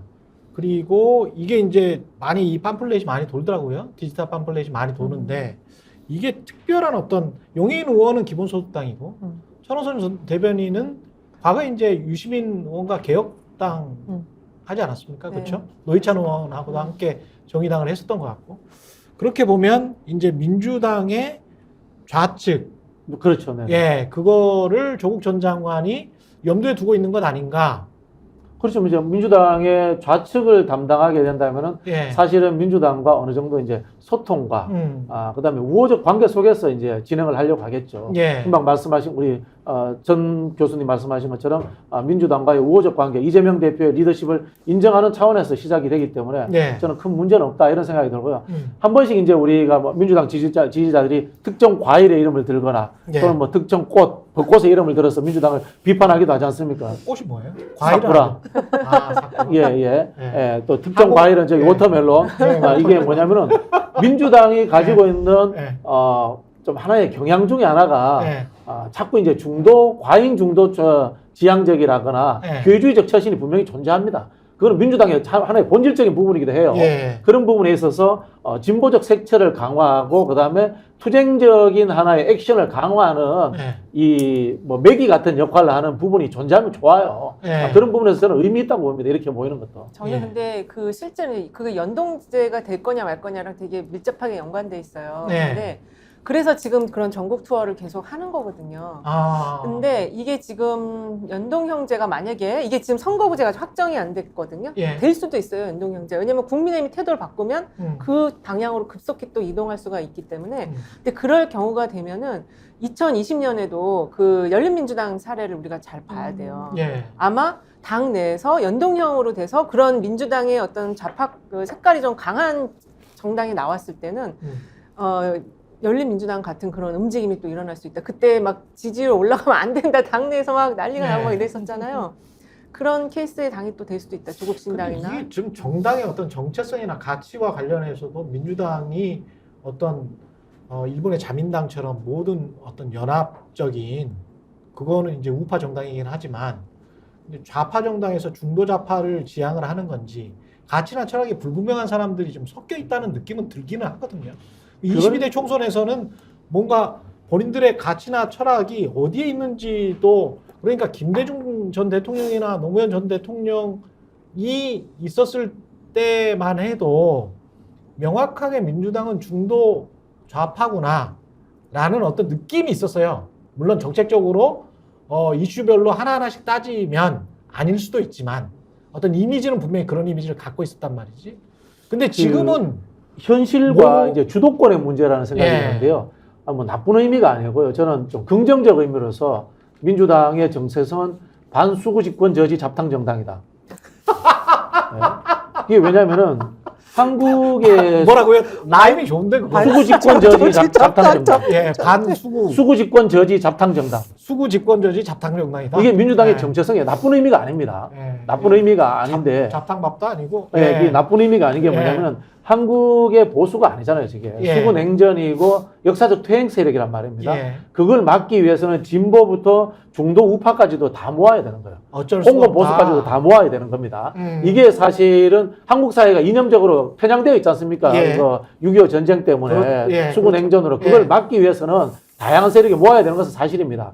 다만 여기에서 정치적 주도권과 이념적 목표라는 가지고 있어야 된단 말입니다. 예. 이런 부분에 있어서 김대중 대통령 시대나 노무현 정부 시대 때는 리버럴 진보라고 볼 수 있는 예. 세력들이 굉장히 정치적 주도성을 가지고 있고 정치적 지향점을 보여줬습니다. 예. 근데 그게 이제 그 뒤로 가서는 약해진 거죠. 예. 약해진 측면이 있기 때문에 이거는 결국은 당내의 주도권의 문제와 리더십의 문제로 접근하는 것이 맞다 이런 생각이 들고요. 한편으로 보면은 지난 대선 경선에서 민주당에서 좀 더 중도적이고 오른쪽에 있는 이낙연 후보보다는 좀 더 왼쪽에 있고 개혁적이라고 볼 수 있는 이재명 후보를 선택한 것도 민주당의 구성원들이 전반적으로 그런 방향으로 가자라고 동의를 한 거예요. 그렇다고 해서 약간의 오른쪽에 있고 중도적에 있는 사람을 버려야 되느냐? 그건 아니라는 거죠, 민주당이. 이번 총선의 공천하고도 그런 가치나 철학이 밀접하게 연결될 것 같거든요. 그러니까 좌쪽에서 우쪽을 포용하느냐 또는 중도 또는 우쪽에서 좌측을 들여와서 어떤 민주당이 이런 색깔도 있어라고 어떤 반찬처럼 활용하느냐. 이거는 저기 우리 최경영 앵커 같으신 분은 이런 네. 질문하시면 안 돼요. 이거 네. 다 하셔야 돼요. 이거 기본이에요. 아니, 기본이 뭐냐면은 나 몰라. 경선에서는 좌우의 극단으로 가라. 예. 본선에서는 빨리 중도를 먹어라. 이거는 이제 정치학의 기본입니다. 그래요? 네, 정치학의 기본이고요. 네. 자, 그러면 이거를 왜 자꾸 사람의 문제로 자꾸 접근하느냐 네. 이거예요. 정책과 노선의 문제로 접근하면 됩니다. 예. 모든 조직이라고 하는 것은 이념적 정체성이 강한 사람들이 주도권을 잡을 가능성이 많고요. 네. 그리고 옆에 붙어 있는 부위들을 기회주의자라고 이렇게 또는 뭐 표현이 그렇습니다만은 치부할 가능성이 많아요. 네. 그럼 그 사람들을 안고 가느냐 되느냐? 조직은 권력을 나눠주기 싫잖아요. 그럼 잘라내면 됩니다. 기회주의. 근데 그 기준이 예. 친명이나 비명이냐 뭐 이걸로 지금 비명은 자꾸 이야기를 하잖아요. 이제 개혁 노선으로 가야죠. 개혁적이냐, 뭐 중대재해기업처벌법이라든가 방송법, 그다음에 윤석열 정부가 얼마나 잘 싸우느냐 하는 이런 행태의 문제까지 포함해서 우리는 진보 개혁이 분명하다. 그리고 이분들은 기회주의적이야. 이렇게 해가지고 기회주의라고 생각하는 사람 쳐내는 겁니다. 그리고 본선에 가서는 오히려 이 진보적인 색채를 가지고 있었던 사람들이 정당이 중도화된 정책과 노선을 가지고 또 하면 되는 겁니다. 예를 들면 그래야 부동산 정책에 그래야 있어서 민주당이 이길 수 있다. 그렇죠. 부동산 정책에 있어서 네. 세금 문제라든 이런 부분에 대해서 좀 네. 유화적인 정책을 쓰고요. 네. 저는 개인적으로 횡재세 반대하거든요. 네. 뭐 그런 이제 세금 정책 굉장히 위험합니다, 사실은. 그런 부분에 대해서 좀 더 중도적인 정책을 쓰고요. 이렇게 하면 되는 거예요. 그러면 국민들이 뭐 저 때는 이렇게 말하고 이때는 이렇게 말하면은 저거 거짓말 아니야? 우리한테 표 얻으려고 좀 왔다 갔다 하네? 이렇게 이야기할 수 있죠. 핵심 지지층들은 네. 정당의 전략적 포지셔닝 이동을 이해해 줍니다. 그렇기 이해해준다. 때문에 제가 아까도 말씀드린 것처럼 예. 노무현 대통령이 반미면 어떻게 했을 때도 노무현 대통령 편이었고요. 이라크 파병을 했을 때도 노무현 대통령 편인 겁니다. 예. 핵심 지지층들의 양해와 이해를 통해서만이 예. 정당은 전략적 포지셔닝을 넓힐 수 있는 거고요. 그렇기 때문에 정당은 늘 당원들과 지지자들 대상으로 교육과 훈련을 해야 되는 겁니다. 진보든 보수는 이렇게 말을 안 하고 서로 간에 뭐 텔레파시로 통하는 게 있는가 보구나. 근데- 정치인들과 대중이. 근데 이제 저는 예. 그 선이 어디냐는 이재명 지도부가 잘 판단해야겠죠. 예를 들면 이라크 파병 문제 같은 경우에도 핵심 그렇죠. 지지층 이해해 주셨다고 했지만 그 왜 납치된 분이 돌아가셨을 때는 사실 지지층부터 이탈을 시키는 한 요인이 됐었거든요. 그러니까 이거를 좀 정무적으로 잘 봐야 된다는 생각이 들고 저는 솔직히 횡재세 제한하는 건 찬성입니다. 왜냐하면 지금의 경제 문제에 있어서 해법을 어떻게 바라보느냐의 관점을 보여주는 것이기 때문에 예. 저는 찬성을 하고 예. 그리고 그냥 제가 취재한 바로는 일부 의원들은 이게 되든 안 되든 민주당이 이 사회에 대해서 어떤 인식을 갖고 있고 부의 재분배에 대해서 어떻게 갖고 있는 하나의 상징성이 굉장히 있는 법안이라고 또 긍정평가하는 부분도 있기 때문에 예. 저는 개인적으로 민주당의 그런 정치적 상상력과 담대한 변화는 필요하다라고 보고요. 또 이제 제가 좀 굉장히 중요하게 보고 있는 게 세대 간의 문제거든요. 아까 말씀해주시지 왜 2030은 이미 실력이 바닥난 이준석 신당에 대해서 일부가 여전히 바라보고 있는가. 예. 그래서 민주당이 이 부분에 있어서 자꾸 진보 정당이 아니라 수구 정당처럼 왜 젊은 층에는 비치는가 이 문제에 대해서 좀 많이 고민하고 민주당다운 정책도 내놓고 민주당다운 좀 인물도 내놓고 이런 노력을 앞으로 하느냐에 따라서 달라질 수 있다고 보고 제가 좀 최근에 취재를 해보니까 이재명 대표가 조만간 쪽방촌이나 이런 굉장히 우리 사회의 아픔이라던가 윤석열 정부에서 해결하지 못한 현장을 방문할 가능성이 높다라고 봅니다. 그래서 저는 다른 문제는 몰라도 경제에 있어서는 이재명 대표가 당분간 서민과 중산층이라는 민주당의 가치에 더 좀 적합한 그런 쪽으로 많이 움직이지 않을까 예상을 합니다. 아마 박진영 원장이 그런 말씀이 있었던 것 같아요. 속으로는 민주당 국회의원이 될 사람들이라면 횡재세를 찬성할지 모르겠지만 겉으로는 거기에 관해서 유보적인 태도를 취해야 그래야 좀 표를 많이 얻을 수 있지 않을까 그런 말씀이세요? 그런 측면이 그런 아니고요. 측면이 아니에요? 네. 한국 사회라는 것이 직접세에 대해서 국민들이 저항감이 이미 자리 잡고 있습니다. 미국 현실을 인정하자. 그렇죠. 그래 안 되는 걸 하겠다고 하는 것 자체는 아. 저는 비현실적이다 아. 이런 이야기를 하는 거고요. 문재인 예. 정부 때 우리 부동산 정책으로 실패받지 않습니까? 아. 정치에 대한 인식 자체가 수준이 떨어지는 거예요. 정치라는 것이 정의감만으로 하는 것이 아니고 네. 이익 배분의 그 문제가 같이 포함되어 있는 겁니다. 그걸 잃어버리면은 표를 받을 수가 없는 거예요. 민주당 문재인 정부 때 제일 잘못한 것은 기조가 네. 민주당을 찍었던 샐러리맨들을 열심히 귀찮게 하고 공격한 네. 거예요. 아. 자기 지지층들의 이익에 부합해야죠. 오히려 유권자들에게 그런 경제적인 우려, 세금에 관한 우려를 불식시키자 그런 말씀을 하시는 거군요. 이게 뭐 좀 깊이 네. 있게 이야기하면은 한국 사회는 미국식 그 리버럴이 자리 잡았기 때문에 유럽식의 사회민주주의라든가 이런 것들이 자리 잡을 수가 없어요. 현실적으로 불가능합니다. 근데 횡재세에 대해서 제가 한 말씀만 드리면은 코로나19 이전과 코로나19 이후에 우리 국민들이 느끼는 건 많이 다르다는 거죠. 예. 정부의 조세 능력이 얼마나 중요하고 확장 재정이 때로는 필요하고 변해. 그렇죠. 사람은 변해. 그렇죠. 예. 그래서 세계적인 흐름으로 당시에 보면은 그런 흐름이 한번 형성된 거를 국민들이 네. 체감을 한 거죠. 예. 그리고 당시에 문재인 정부에서 여러 가지 소득 지원과 관련된 내놓은 정책, 위기를 극복하기 위한 정책이 일부분의 체감적 효과를 봤기 때문에 저는 그리고 이 횡재세라는 것이 일반 국민을 대상으로 한 건 아니에요. 그래서 그 부분에서는 예전과 인식이 달라졌다고 생각을 하고 오히려 지금 금융감독기관이나 이런 사람들이 기업들 불러다 놓고 저기 민주당 법 통과돼서 낼래 아니면 그냥 예. 자발적으로 낼래 예. 이게 오히려 더 권위적인 것으로 보이거든요. 예. 세법에 대한 논의는 국회에서 분명히 여러 가지 찬반 논쟁이 있는 부분이고 예. 시대적 흐름을 반영할 수 있는 부분이기 때문에 우리가 코로나19 전과 지금을 비교하는 건 좀 무리가 있다 이런 생각이 듭니다. 아니, 저 굉장히 이게 중요한 이야기인데. 굉장히 중요한 문제예요. 중요한 예. 이야기인 게. 예. 어, 정치공학에서 저도 가치로 이제 가니까 훨씬 좋네. 저도 그 기본적으로 확장 재정을 해야 된다고 예. 생각해요. 예. 확장 재정을 해야 되는데 확장 재정을 하는 방식이 세금을 거두는 방식이 예. 직접세로 가면은 조세 저항이 생길 수밖에 없어요. 음. 우리나라가 간접세 비중이 높은 이유가 뭐겠습니까? 조세 저항이 안 된다는 것에 대해서 이제까지 모두가 또 심정적인 컨센서스가 되어 있는 거예요. 그래서 이제 자꾸 간접세를 거두는 거고요. 횡재세 문제도 그게 뭐 저는 정확하게 잘 몰라요. 예. 다만 횡재할 가능성에 대해서 꿈이잖아요.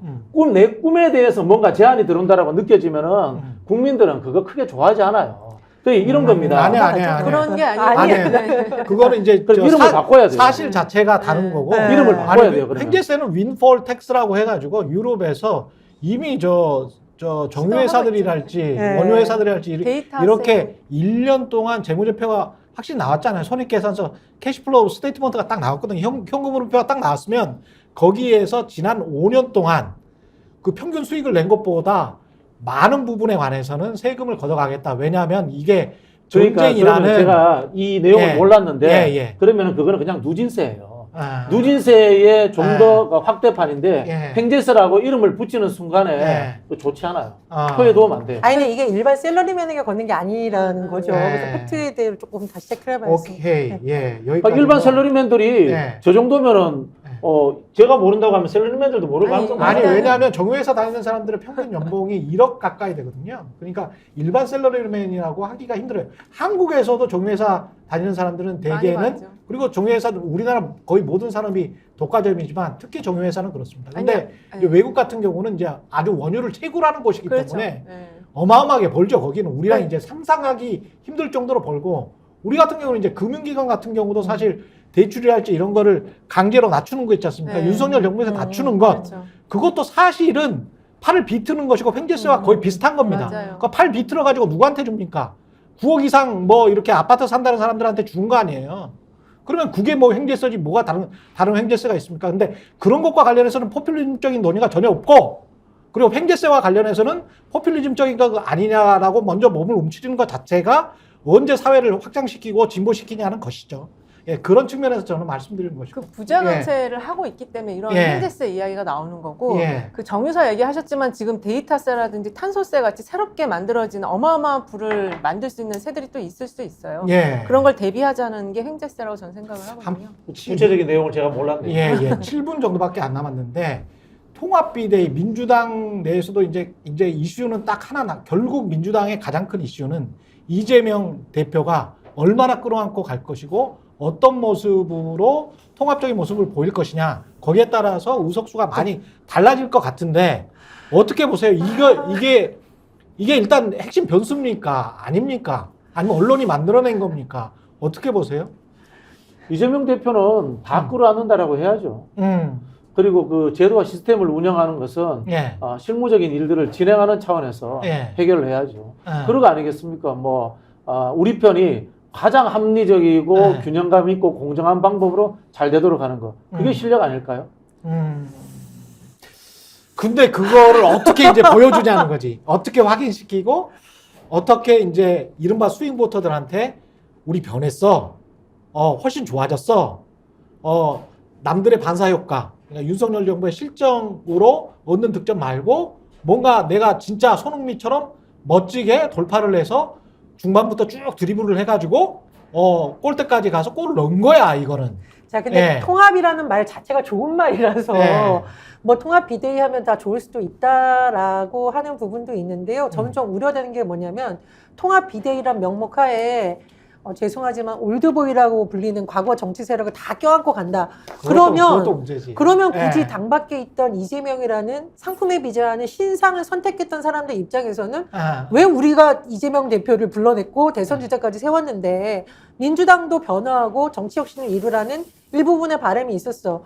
근데 보는 거 아니야라는 딜레마가 좀 있을 거라고 봐요. 그래서 통합이라는 말 자체 굉장히 정치적 이런 데서 중요한데 이후에 뭐 공천 과정에서의 문제라든가 어떤 사람들을 영입하느냐 이 부분에 있어서는 이제 잘 해야겠죠. 그러니까 말하자면 계파별로 다 논아주겠다. 이게 통합은 아니잖아요. 그 지점에서의 좀 딜레마가 있다고 봅니다. 지금 그 이낙연 창당에 반대하는 117명 연판장을 예, 예. 돌렸잖아요. 100명 넘었군요. 100명 예. 넘었습니다. 예. 그리고 원칙과 상식이 나머지 한 60, 70 그 사이 예. 되는 거잖아요. 결국 이재명 대표가 공천장을 준 사람은 아무도 없어요. 현재 민주당 안에서. 예. 그리고 이 정도의 구도를 봤을 때 지금 전혜연 평론가님이 말씀하신 것처럼 그 당원들의 입장에서는 새로운 정말 인물을 갈구하는데 이렇게 지금 통합비대위 구성하자고 117명, 60명 각각 자기 목소리를 낸다면 이재명 대표도 이거에 대해서 어떠한 해줄 수 있는 건 없다. 저는 약속해줄 수 있는 건 없다. 결국 현재 모든 현역 의원을 경선시켜서 거기서 당원들이 선택하는 방안 밖에는 답이 없다. 저는 그렇게 보거든요. 그리고 민주당이 지금 이 한동훈 장관에 대한 탄핵안 처리해달라고 당원들이 얼마나 오래 전부터 얘기를 했어요. 예. 안 하고 나서 결국 비대위로 가는 이 상황에서 어떻게 처리할 겁니까? 저는 김건희 특검도 과연 잘할 수 있을까 굉장히 걱정이 많이 돼요. 정말 좋은 정권을 중간 평가할 수 있는 그러한 소재를 놓고도 이렇게 시간 끌고 결정을 못하고 자고 우면하고 그러다가 좋은 시기를 놓치게 되면 어떡할까? 결국에는 권리당원들이 이 검증위를 통과한 후보들에 대한 선택에서 모든 답이 나올 수 있다라고 보고 있어요.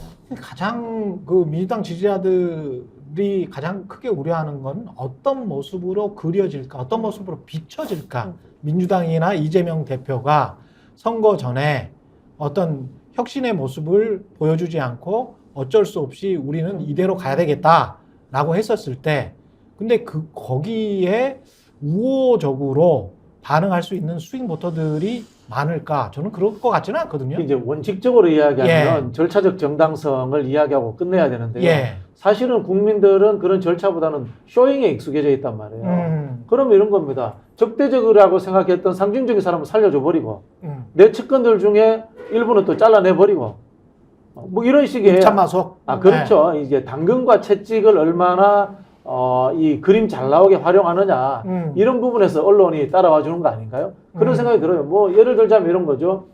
반대 계파의 수장 살려줘 버리는 거야. 그러면서 반대 계파의 밑에 있었던 발들은 또 다 잘라 버리는 거예요.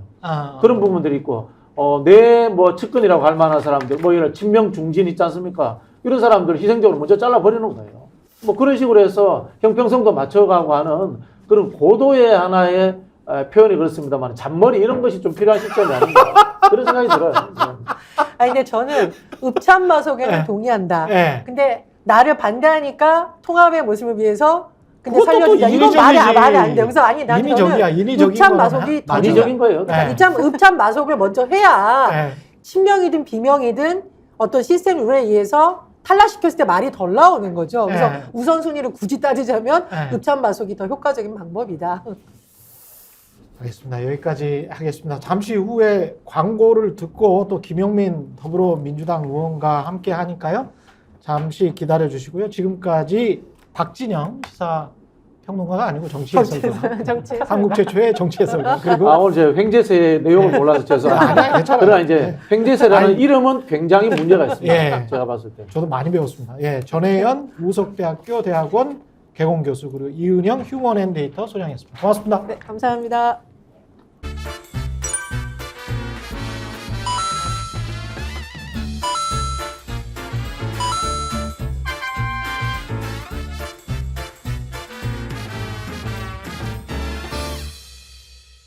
김소형 쌍화골드 쌍화차가 그리운 예전입니다. 이럴 때는 김소형 쌍화골드 한 박스 사면은 또 한 박스 준다는 거야. 야, 이런 엄청난 폭탄 이벤트. 그렇죠. 네, 따뜻한 쌍화차 드시고 건강하시기 바라겠습니다.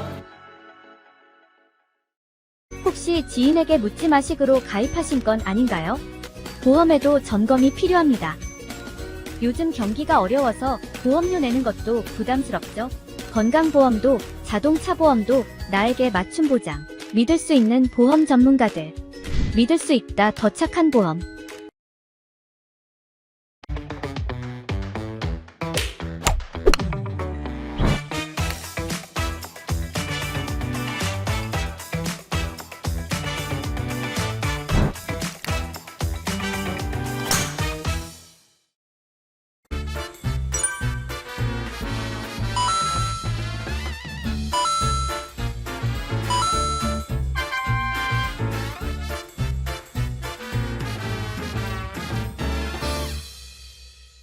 김소형 쌍화골드 쌍화차가 그리운 예전입니다. 이럴 때는 김소형 쌍화골드 한 박스 사면은 또 한 박스 준다는 거야. 야, 이런 엄청난 폭탄 이벤트. 그렇죠. 네, 따뜻한 쌍화차 드시고 건강하시기 바라겠습니다.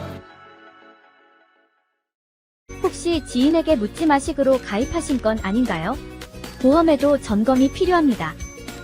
요즘 경기가 어려워서 보험료 내는 것도 부담스럽죠? 건강보험도 자동차 보험도 나에게 맞춤 보장. 믿을 수 있는 보험 전문가들. 믿을 수 있다. 더 착한 보험. 네, 여야가 오늘 국회 본회의에서 내년도 예산안을 처리하기로 합의를 했는데요. 그러나 김건희 여사의 주가 조작 의혹, 일명 대장동 특검, 그리고 주가 조작 의혹과 관련된 특검, 이렇게 두 가지 쌍특검이 있습니다. 그 법안 처리하고 예산안 처리가 연계될 수 있을 가능성이 좀 있을 것 같네요. 민주당은 여야 합의 불발 시에는 감액 수정안을 강행할 방침으로 알려졌습니다. 관련해서 김용민 더불어민주당 의원 모셨습니다. 안녕하세요. 네, 안녕하십니까. 오랜만에 뵙습니다. 이게 예산안하고 쌍특검하고 지금 연계를 시킨 주체는 누구죠? 뭐 민주당에서 연계시키지는 않았고 이제 국힘에서 뭐 그런 요구를 하는 것인데요. 아, 네, 당연히 뭐 저희는 그럴 이유가 없죠. 그럴 이유가 없을 네, 것 같은데. 전혀 없죠. 예. 예. 그래서 예산안은 예산안이고 그럼요. 쌍특검은 쌍특검이고. 네, 게다가 예. 쌍특검은 특검대로 지금 무조건 처리하도록 되어 있기 때문에 예. 네, 이제 뭐 국회의장도 막을 수 없는 거죠. 무조건 그렇죠. 청정하도록 되어 있으니까. 예. 그래서 28일 날 처리는 뭐 민주당 단독 처리가 본회의에서? 가능합니다. 네. 예. 그래서 단독 처리는 가능하다. 네, 단독으로도 가능하죠. 근데 예. 범야권들이 같이 예. 처리할 예정이고요. 네. 이거는 잘 아시는 것처럼 쌍특검의 법안 발의를 정의당이 발의한 것을 패스트트랙에 태웠거든요. 예. 그래서 범야권이 다 같이 어. 처리를 할 계획입니다. 지금 오늘 의총 직전에 지금 나와 주셔서 굉장히 감사한데 오늘 의총에서는 어떤 사안을 논의하나요? 민주당 오늘 의원 의총은 이제 예산에 대한 예산. 뭐 보고랑 예산안 어떻게 처리할지 이런 것들인데요. 예. 뭐 조금 전 뉴스를 보니까 아마 뭐 합의 처리를 시도하는 것 같고 아, 그래요? 합의가 될 경우에 2시에 합의가 되면 내일 아침 10시에 예산안을 처리할 수 있다. 이런 좀 보도가 예결위 있었던 간사들끼리 것 같아요. 그 김진표 의장이랑 그렇게 그렇게요? 합의를 하는 것 같습니다.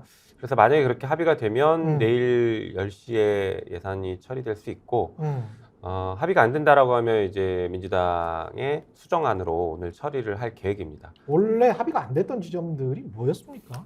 뭐 이제 감액과 증액이 감액과 중에. 계속 이제 부딪히는 것인데요. 예. 뭐 저희는 이제 대표적으로는 이제 민생 예산이나 R&D 예산 이런 것들을 삭감한 걸 다시 증액해야 된다라는 입장을 굉장히 강하게 하고 있고, 예. 예, 그래서 이제 그런 부분들이 계속 부딪혔던 겁니다. 게다가 이제 뭐 법무부의 어떤 특활비 문제라든가 그런 여러 가지 이제 이 정권이 하고 싶어하는 여러 이제 예. 예산안들, 예, 그런 것들을 민주당은 기본적으로는 감액, 특활비도 증액한다는 거예요? 증액은 아니죠. 이제 민주당은 감액, 유지한다. 그렇죠. 우리는 감액 입장이고. 그 난리가 났었는데 뉴스타파에서 그 정도 이야기를 했었는데도 그걸 네. 특활비 용도도 제대로 안 밝히면서 그거를. 그러니까 예. 저는 전액 감액해야 된다고 생각하는데, 예.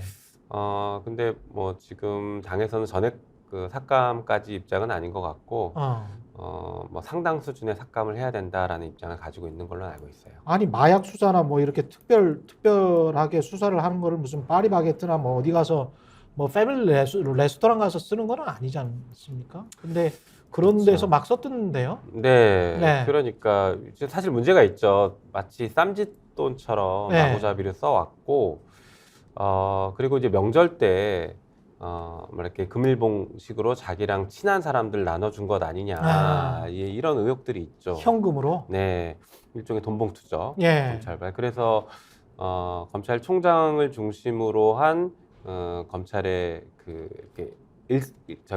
검찰 동일체라고 부르죠. 예. 정점을 총장을 검사 정점으로 한 동일체. 예. 이렇게 뭉치게 하는 조직관리용으로 사용한 것 아니냐. 정말 수사의 어떤 기밀성을 요하는 데 썼던 게 아니라 검찰총장을 위해서 쓴 거 아니냐, 조직을 위해서 쓴 거 아니냐, 이제 이런 의혹들이 강하게 제기되고 있죠. 과거의 군부 정권에서도 뭐 하나회 뭐 이런 거를 할 때 결국은 핵심은 어딘가로부터 빼내온 돈을 가지고 네. 그 돈을 나눠줬던 거 아니에요? 그렇죠. 예. 이게 윤활유예요. 돈이 없으면 유지되기 어렵죠. 음. 돈과 자리 이런 것들이 없으면 유지되기가 어렵죠. 예. 좀 합의가 그래도 원활히 돼가지고 잘 됐으면 좋을 것 같고 쌍특검 이야기를 해야 될 것 같습니다. 일단 대장동 특검 그리고 김건희 여사 주가 조작 의혹과 관련된 특검. 네. 대장동 특검은 지금 법안 내용에 뭘 담고 있죠? 대장동, 그러니까 패스트트랙에 올라간 법안을 예. 기준으로 말씀드려야 되는데 예. 50억 클럽과 관련돼서 50억을 받은 이 사안들에 대한 전반적인 수사라고 보시면 됩니다. 예. 그리고 김건희 특검 같은 경우 김건희 특검은 도이치모터스 주가 조작이죠. 예.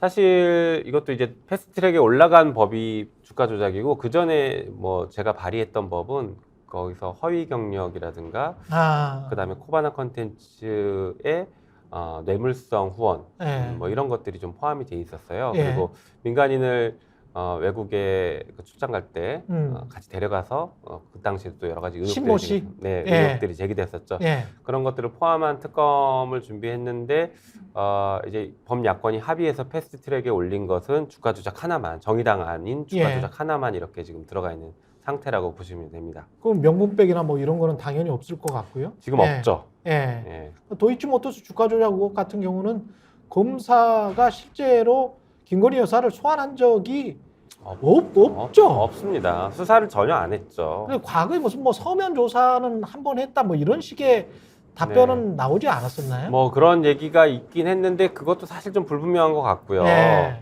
네, 그래서 실제로 조사를 아예 하지 않았다라고 평가할 수 있는 사안이죠.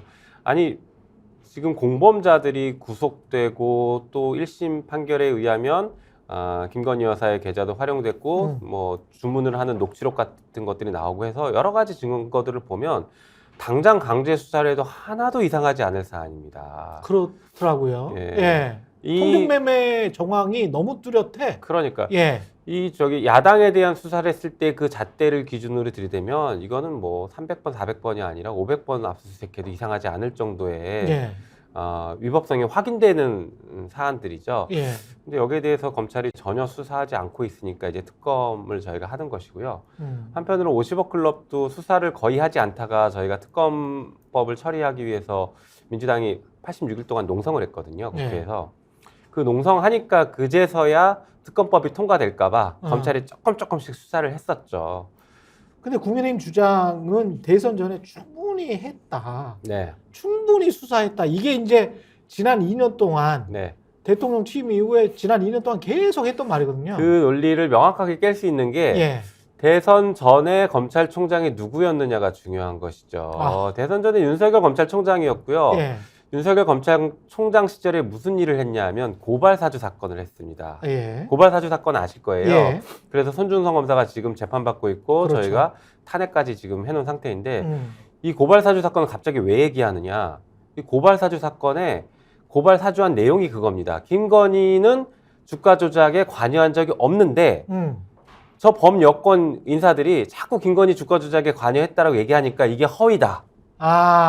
라고 고발사주를 한 거예요. 고발장이 그거예요. 그러니까 그 당시 대검은 예. 조직적으로 김건희 주가 조작은 수사하면 안 돼. 이건 무혐의인데 쟤들이 자꾸 문제 제기하는 거야. 라는 입장을 이미 정해놨었고요. 그러니까 수사를 안 한 거죠. 그게 대검에서 그때 당시에 야권으로 흘러 들어간 것 같고 그렇죠. 텔레그램을 통해서 네. 그리고 그거를 또 대대적으로 여론전을 했었고 실제로 또 기소도 하기도 했죠. 수사도 진행했고 최강욱 그 전 의원 같은 경우에는 그걸로 이제 기소가 됐죠. 그러네요. 네. 그러니까 고발 사건이 이게 동전의 양면이에요. 전혀 다른 사건이 아닌 거예요. 그러네요. 고발 사주 사건은 채널A 사건과 김건희 주가 조작 이 두 사건이 무혐의인데 왜 니들이 떠들어? 니들은 명예훼손한 거야? 라는 게 고발 사주의 핵심입니다. 그러네요. 네. 그러니까 김건희 주가 조작 의혹 사건을 덮기 위해서 고발 사주를 한 거네. 고발 사주하고 총선 개입을 했죠. 그런 의혹인 거네. 이게 네. 두 개 다 연관이 돼 있군요. 그런데 뭐 문재인 정부 때 수사 안 했다?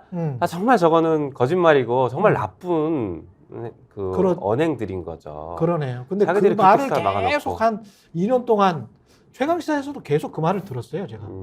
예, 국민의힘 분들한테 계속 그 이야기를 들어서 되게 궁금했었는데 그렇군요. 그 주장이었을 뿐이군요. 이게 상황 자체가. 네, 그랬죠. 쌍특검을 처리를 한다고 해도 본회의에서 처리가 된다고 하더라도 대통령이 거부하면 끝이다.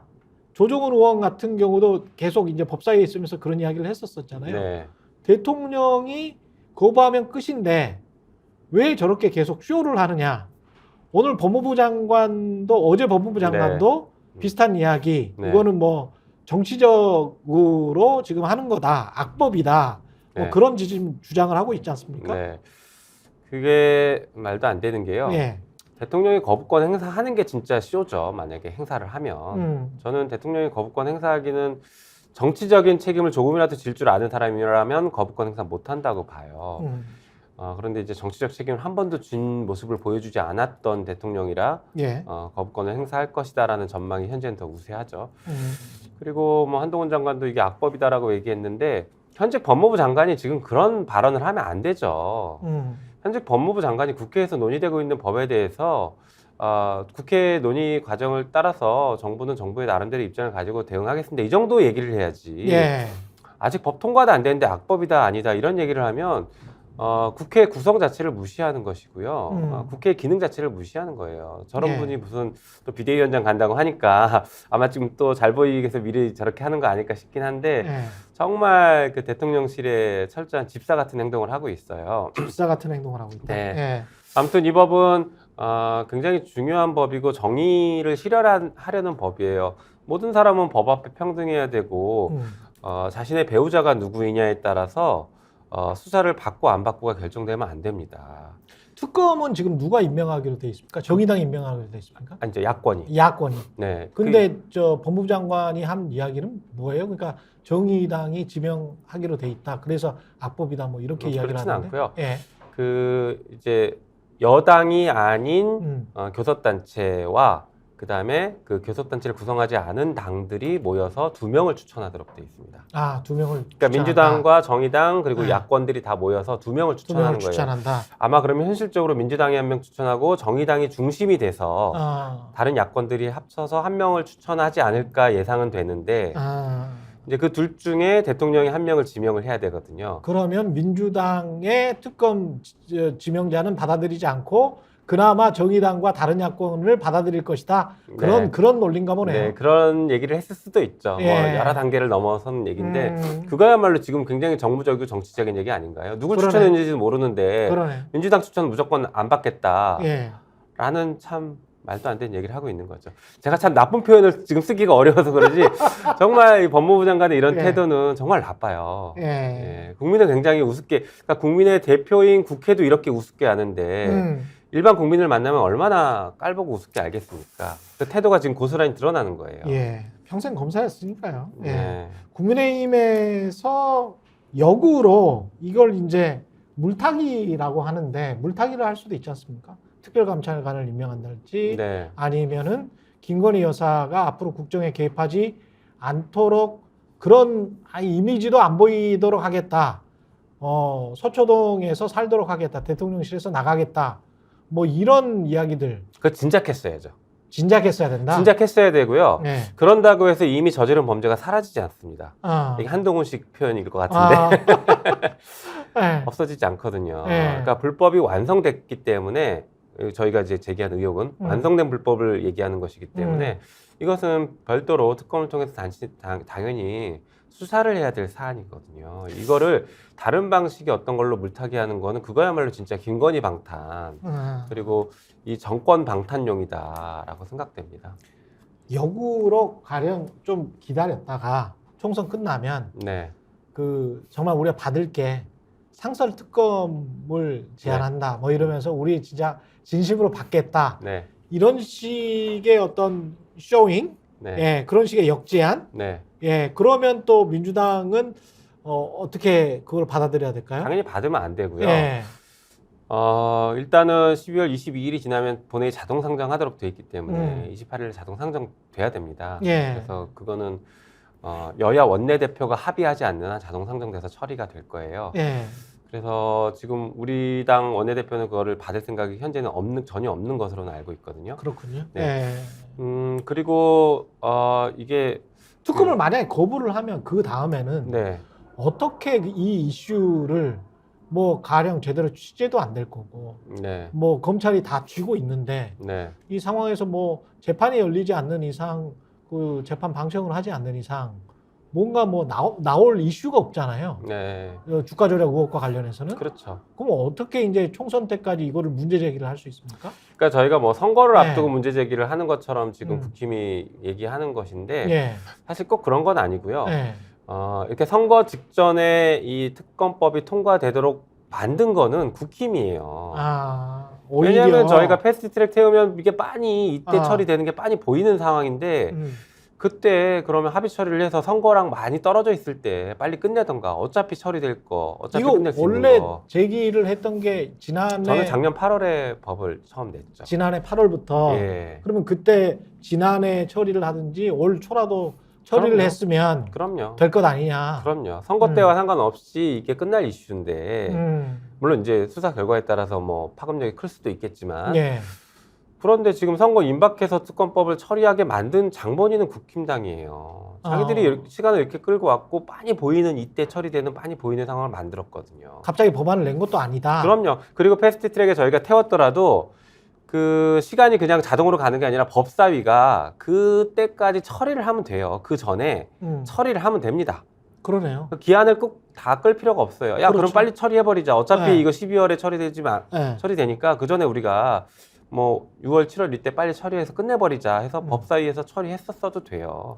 그 본회의에 바로 직상정되면 마지막으로 어떻게 12월 28일을 국민의힘이 넘길 수 있는 어떤 정치적인 절차의 꼼수 뭐 이런 게 혹시 있습니까? 글쎄요, 뭐 네. 아마 필리버스터 신청하고 뭐 이렇게 네. 저렇게 하면서 시간 끌긴 하겠죠. 예. 그런데 그렇다고 하더라도 처리를 막을 수는 없을 거예요. 처리를 막을 수는 없을 네. 것이다. 그러니까 필리버스터 하면은 저희가 이제 24시간 지나면 필리버스터를 중단시킬 수 있는 그렇죠. 의결을 할 수 있거든요. 음. 그래서 아마 당에서는 그렇게 중단시키고 표결 처리를 할 계획을 갖고 있을 것 같긴 한데 예. 저는 개인적으로는 중단시킬 필요 없다 생각합니다. 중단시킬 필요가 없다. 네, 왜요? 필리버스터 신청하면 예. 그냥 토론하게 만들어 둬도 돼요. 왜냐하면 저들이 얘기하는 주장 자체가 굉장히 옹색하거든요. 김건희 특검법을 막기 위해서 무슨 주장을 하겠습니까? 해봤자 본인 스스로가 정의에 맞지 않고 누군가에게 불평등하게 봐줘라라는 얘기를 주구장창 해야 될 겁니다. 그러니까 저는 그 토론이 나쁘지 않다고 봐요. 국민의힘이 오히려 정치적으로 계속 그 손실만 가는 토론을 할 것이기 때문에 그냥 계속 하게 둬도 된다. 아마도 할 말이 없을 것이다. 지쳐 떨어질 것이다 오히려. 예. 저는 그렇게 생각하고 그리고 반대로 우리 쪽에선 찬성 토론하면서 이 특검법의 필요성을 적극적으로 국민들께 설명드리는 게 훨씬 더 효과적일 수 있다라고 생각합니다. 이 총선을 앞두고 송영길 전 대표가 이제 구속이 됐습니다. 네. 그리고 이제 연루된 의원들이 어제 뭐 MBC, KBS 뉴스에도 쭉 많이 나오던데 네. 연루됐다고 뭐 믿겨지는 의원들이죠. 관련해서 이게 어떤 그 선거에도 미칠 것 같고 공천에도 영향을 미칠 것 같거든요. 제가 보기에는. 뭐 그럴 수 있다고 보여지죠. 그렇죠. 뭐 수사 한참 네. 진행이 되고 하면 그럴 가능성이 있죠. 예. 그러면 이게 민주당으로서는 상당히 운영하기가 당을 운영하기가 굉장히 힘들어지는 거 아닙니까? 이재명 당 대표의 사법 리스크에 이어서 네. 예. 그 뭐 이제 부담스러운 상황은 분명히 맞고 국민들께서 보시기에 민주당이 좀 이렇게 당내 선거에 돈 봉투 오고 간 거 아니야라는 의심을 이제 증폭시킬 수 있는 그런 상황들이 발생할 수는 있는데 그렇죠. 저는 오히려 그럴수록 뭐 이재명 대표가 연루된 건 아니니까 그리고 현 당 지도부가 연루된 게 아니니까 예. 이건 우리가 정치 개혁 그리고 정당 개혁 방향으로 좀 빠르게 정리를 해나가도 된다고 생각하거든요. 우리가 이 부분 과감하게 예. 정리하겠습니다. 그래서 뭐 대의원과 권리당원 1인 1표제 만드는 게 사실은 이 돈봉투 사건과 연관이 있거든요. 어떻게 연관이 있어요? 대의원을 확보하기 위해서는 당대표 출마하는 분들이 현역 의원이나 지역위원장들한테 나를 도와줘라고 얘기할 수밖에 없어요. 권리당원은 숫자가 너무 많으니까 돈 봉투 줘가지고 한두 명한테 줘가지고는 안 되고. 그렇죠. 근데 대의원 40몇 표를 좌지우지할 수 있는 지역위원장들 혹은 현역 의원들은 쉽게 접근 가능하잖아요. 그러니까 이걸로 계파를 형성하는 방식으로 보통은 흔히 만들어지는데 계파 형성을 넘어서서 돈 봉투를 줄 수도 있는 구조인 거죠. 소수가 많은 표를 가지고 있기 때문에 그렇죠. 그 사람들만 관리하면 네. 어느 정도 몇십 %는 얻을 수 있는 그런 구조. 맞습니다.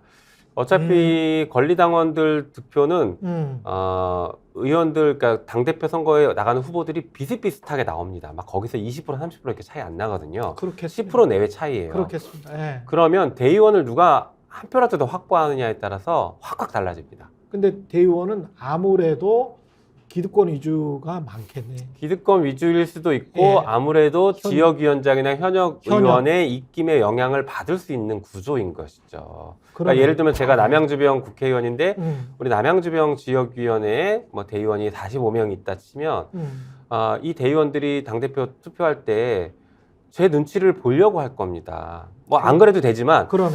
뭐 굳이 자기가 호불호가 없다라고 하면 우리 지역위원장은 누구를 밀지? 이게 궁금해지거든요.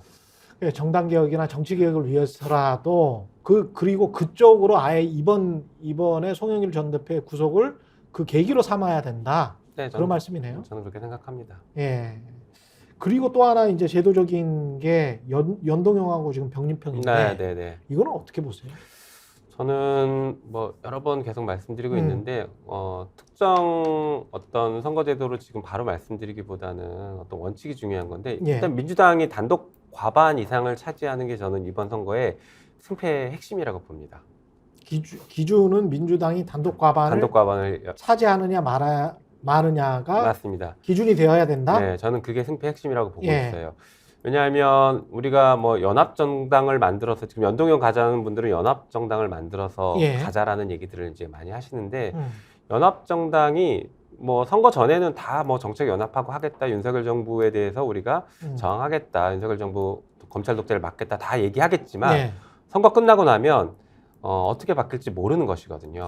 소위 말해서 그 데이지의 배신을 우리가 많이 겪어왔어요. 예. 뽑아줬더니 배신하더라.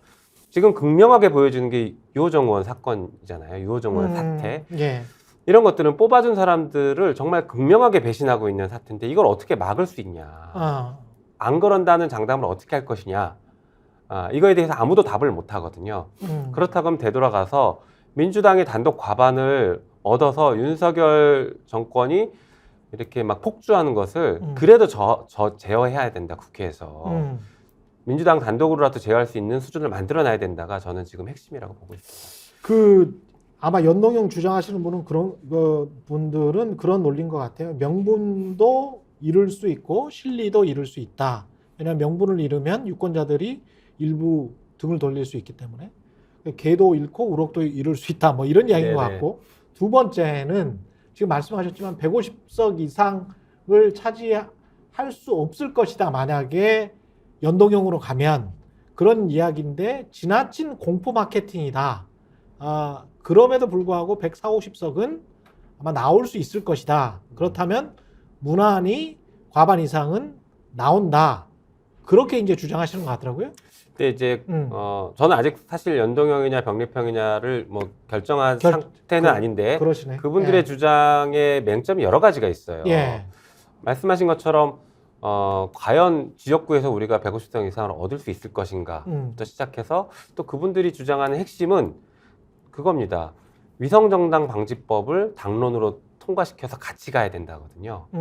그런데 우리가 플랫폼 정당을 만들어서 연합정당을 비례정당을 만들어서 거기에 민주당 사람들이 출마를 한다라고 하면 예. 국민들께서는 그걸 위성정당이라고 볼 가능성이 높거든요. 예. 그러니까 위성정당을 안 만들겠다라고 당론으로 얘기한 것과 또 어긋나요. 그래서 또 그렇게 보여져요. 그렇게 또 약속을 지키지 않았다라고 하면서 또 보수 언론들이 또 공격할 여지가 있다. 그렇죠. 그런 모순점들이 생기는 거죠. 한편으로는 지금 그 선거에서 제일 중요한 거는요. 국민들이 이해하기 쉬운 선거제도여야 돼. 내가 공을 찼으면 이게 골대로 어떻게 날아가는지를 알아야 되거든요. 이렇게 저렇게 럭비공처럼 튕겨서 날아가는 것은 바람직한 선거제가 아니에요. 근데 지금 연동형, 준연동형 현행 선거법은 너무 복잡합니다. 계산하기가 너무 복잡해서 예. 투표하는 사람의 투표권을 왜곡시킬 수가 있어요. 그래서 저는 이거는 연동형으로 가더라도 지금 시스템은 개선해야 된다라는 입장이긴 한데요. 연동형으로 가더라도 지금 시스템은 개선하자. 그렇죠. 이게 내 투표가 어디로 가는지, 내가 저기 투표한 게 실제로 국회의원을 당선시킬 수 있는지, 몇 명을 당선시킬 수 있는지 계산이 안 됩니다. 이거 근데 잘못된 제도예요. 이러면. 선거가 한 110일 정도밖에 안 남았는데 이거 지금은 어떻게 할 수 있어요? 제 생각에는 할 수 있어요? 지금은 어렵다고 봐요. 그래서 제가 보는 가장 현실적인 지금 현 상태의 현실적인 흐름은 저는 병립형으로는 법 개정이 어려울 거다라고 봐요. 민주당 내에 반대하는 의원들이 굉장히 강하기 때문에 예. 그러면 지금 상태로 가면서 비례정당을 만들어서 민주당도 비례정당에 같이 합류하는 게 가장 현실적인 방법이 아닐까라고는 생각이 돼요. 근데 그러면 저거는 이재명 대표가 말했던 게 있기 때문에 네. 약속을 저버렸다. 약속을 저버린 건 아니죠. 만약에 그렇게 예. 한다라고 하면. 어. 왜냐하면 우리가 위성정당 만들지 않겠다라는 약속은 지키는 거라고 봐야 됩니다. 민주당의 위성정당을 만드는 게 아니라 범야권의 연합정당에 들어가는 방식이죠. 근데 거기서도 아까 말씀드린 것처럼 보수 언론은 이게 위성정당이다. 지난번 21대랑 똑같다라고 이제 비판할 여지가 있는 게 여전히 남아있는 것이고, 또 하나는 그 수혜를 받았던 국민의힘에서는 애당초부터 우리는 위성정당 만들겠다라고 하고 있죠. 예, 주장을 하고 있기 때문에 네. 또 약속을 저버렸다라는 그 비판은 또 안 네. 받는 네. 희한한 면죄부의 상황이 돼 있습니다. 네. 예. 그래서 이게 굉장히 지금 복잡하고 네. 진퇴양난의 상황이에요. 그래서 아마 오늘 여론조사에서도 나온 것 같긴 한데, 병립형이냐 연동형에 따라서 국민의 여론이 크게 차이가 안 나더라고요. 차이가 안 몇 나요? 프로 차이밖에 안 나더라고요. 예. 연동형 찬성이 40% 정도인가 고 병립형이 37%인가 아마 거의 이 정도 수준인 것 같더라고요. 그러니까 비등비등해요. 그래서 아까도 말씀드린 것처럼 진짜 중요한 핵심은 뽑아준 사람이 배신하냐 안 하냐가 지금은 국민들이 정치권을 바라보는데 핵심이거든요. 예. 국민들이 정치권을 보면서 실망했던 거의 핵심은 그거예요. 180석을 민주당한테 줬는데 제대로 하지 못한다라는 지점은 선거제의 문제가 아니라 뽑아줬더니 우리한테 약속한 걸 제대로 이행해놓지 않더라? 검찰개혁, 언론개혁 안 하더라? 이런 것들이 문제였던 것이거든요. 예. 그러니까 다음번 22대 선거에서도 어떤 시스템으로 가더라도 그냥 설사 그게 다당제로 간다고 하더라도 뽑아줬더니 윤석열 정부를 제대로 견제하지 않고 자기들 이속만 또 챙기더라. 그러면 아무 의미 없는 것이거든요. 그래서 저는 선거제도 논의할 때, 정치개혁 논의할 때 핵심은 이 부분입니다. 그래서 아까 말씀드린 유호정 사태를 어떻게 우리가 막을 것인가, 조정훈 사태를 어떻게 네. 막을 것인가, 여기에 대한 해답을 못 주고 있어요, 정치권이. 그리고 네. 연동형으로 가야 된다라고 매우 강하게 주장하시는 분들도 여기에 대한 해답을 전혀 못 하십니다. 전혀 답을 안 주고 있어요. 예. 저는 이게 정치개혁의 근본인데 예. 핵심을 놓치고 있다고 보고 있는 것이죠.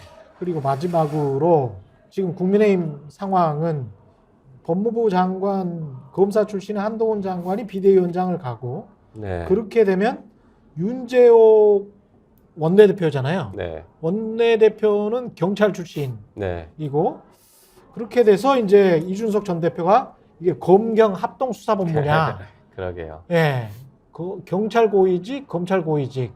네. 예, 이게 어떻게 비칠지도 모르겠습니다. 국민들께서는 굉장히 이제 그 부분에 대해서 우려하실 것 같아요.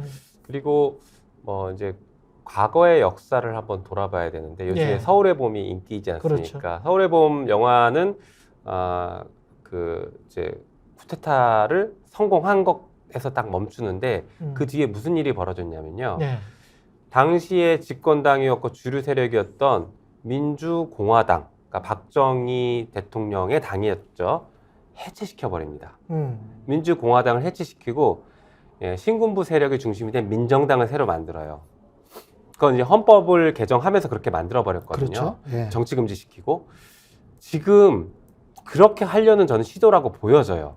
이른바 윤석열 신당. 예, 윤석열 신당, 그러니까 검찰당으로 탈바꿈하기 위해서 지금 이런 포석들을 하고 있다라고 보여지는데 국민의힘은 이걸 지금 깨닫지 못하고 있다고 저는 보고 있습니다. 그래서 실제 한동훈 비대위원장이 되면 사실상 국민의힘의 기득권 주류는 해체되고 새로운 검찰 세력이 주류가 돼서 이 당을 접수하려고 할 거다. 저는 그렇게 보고 있습니다.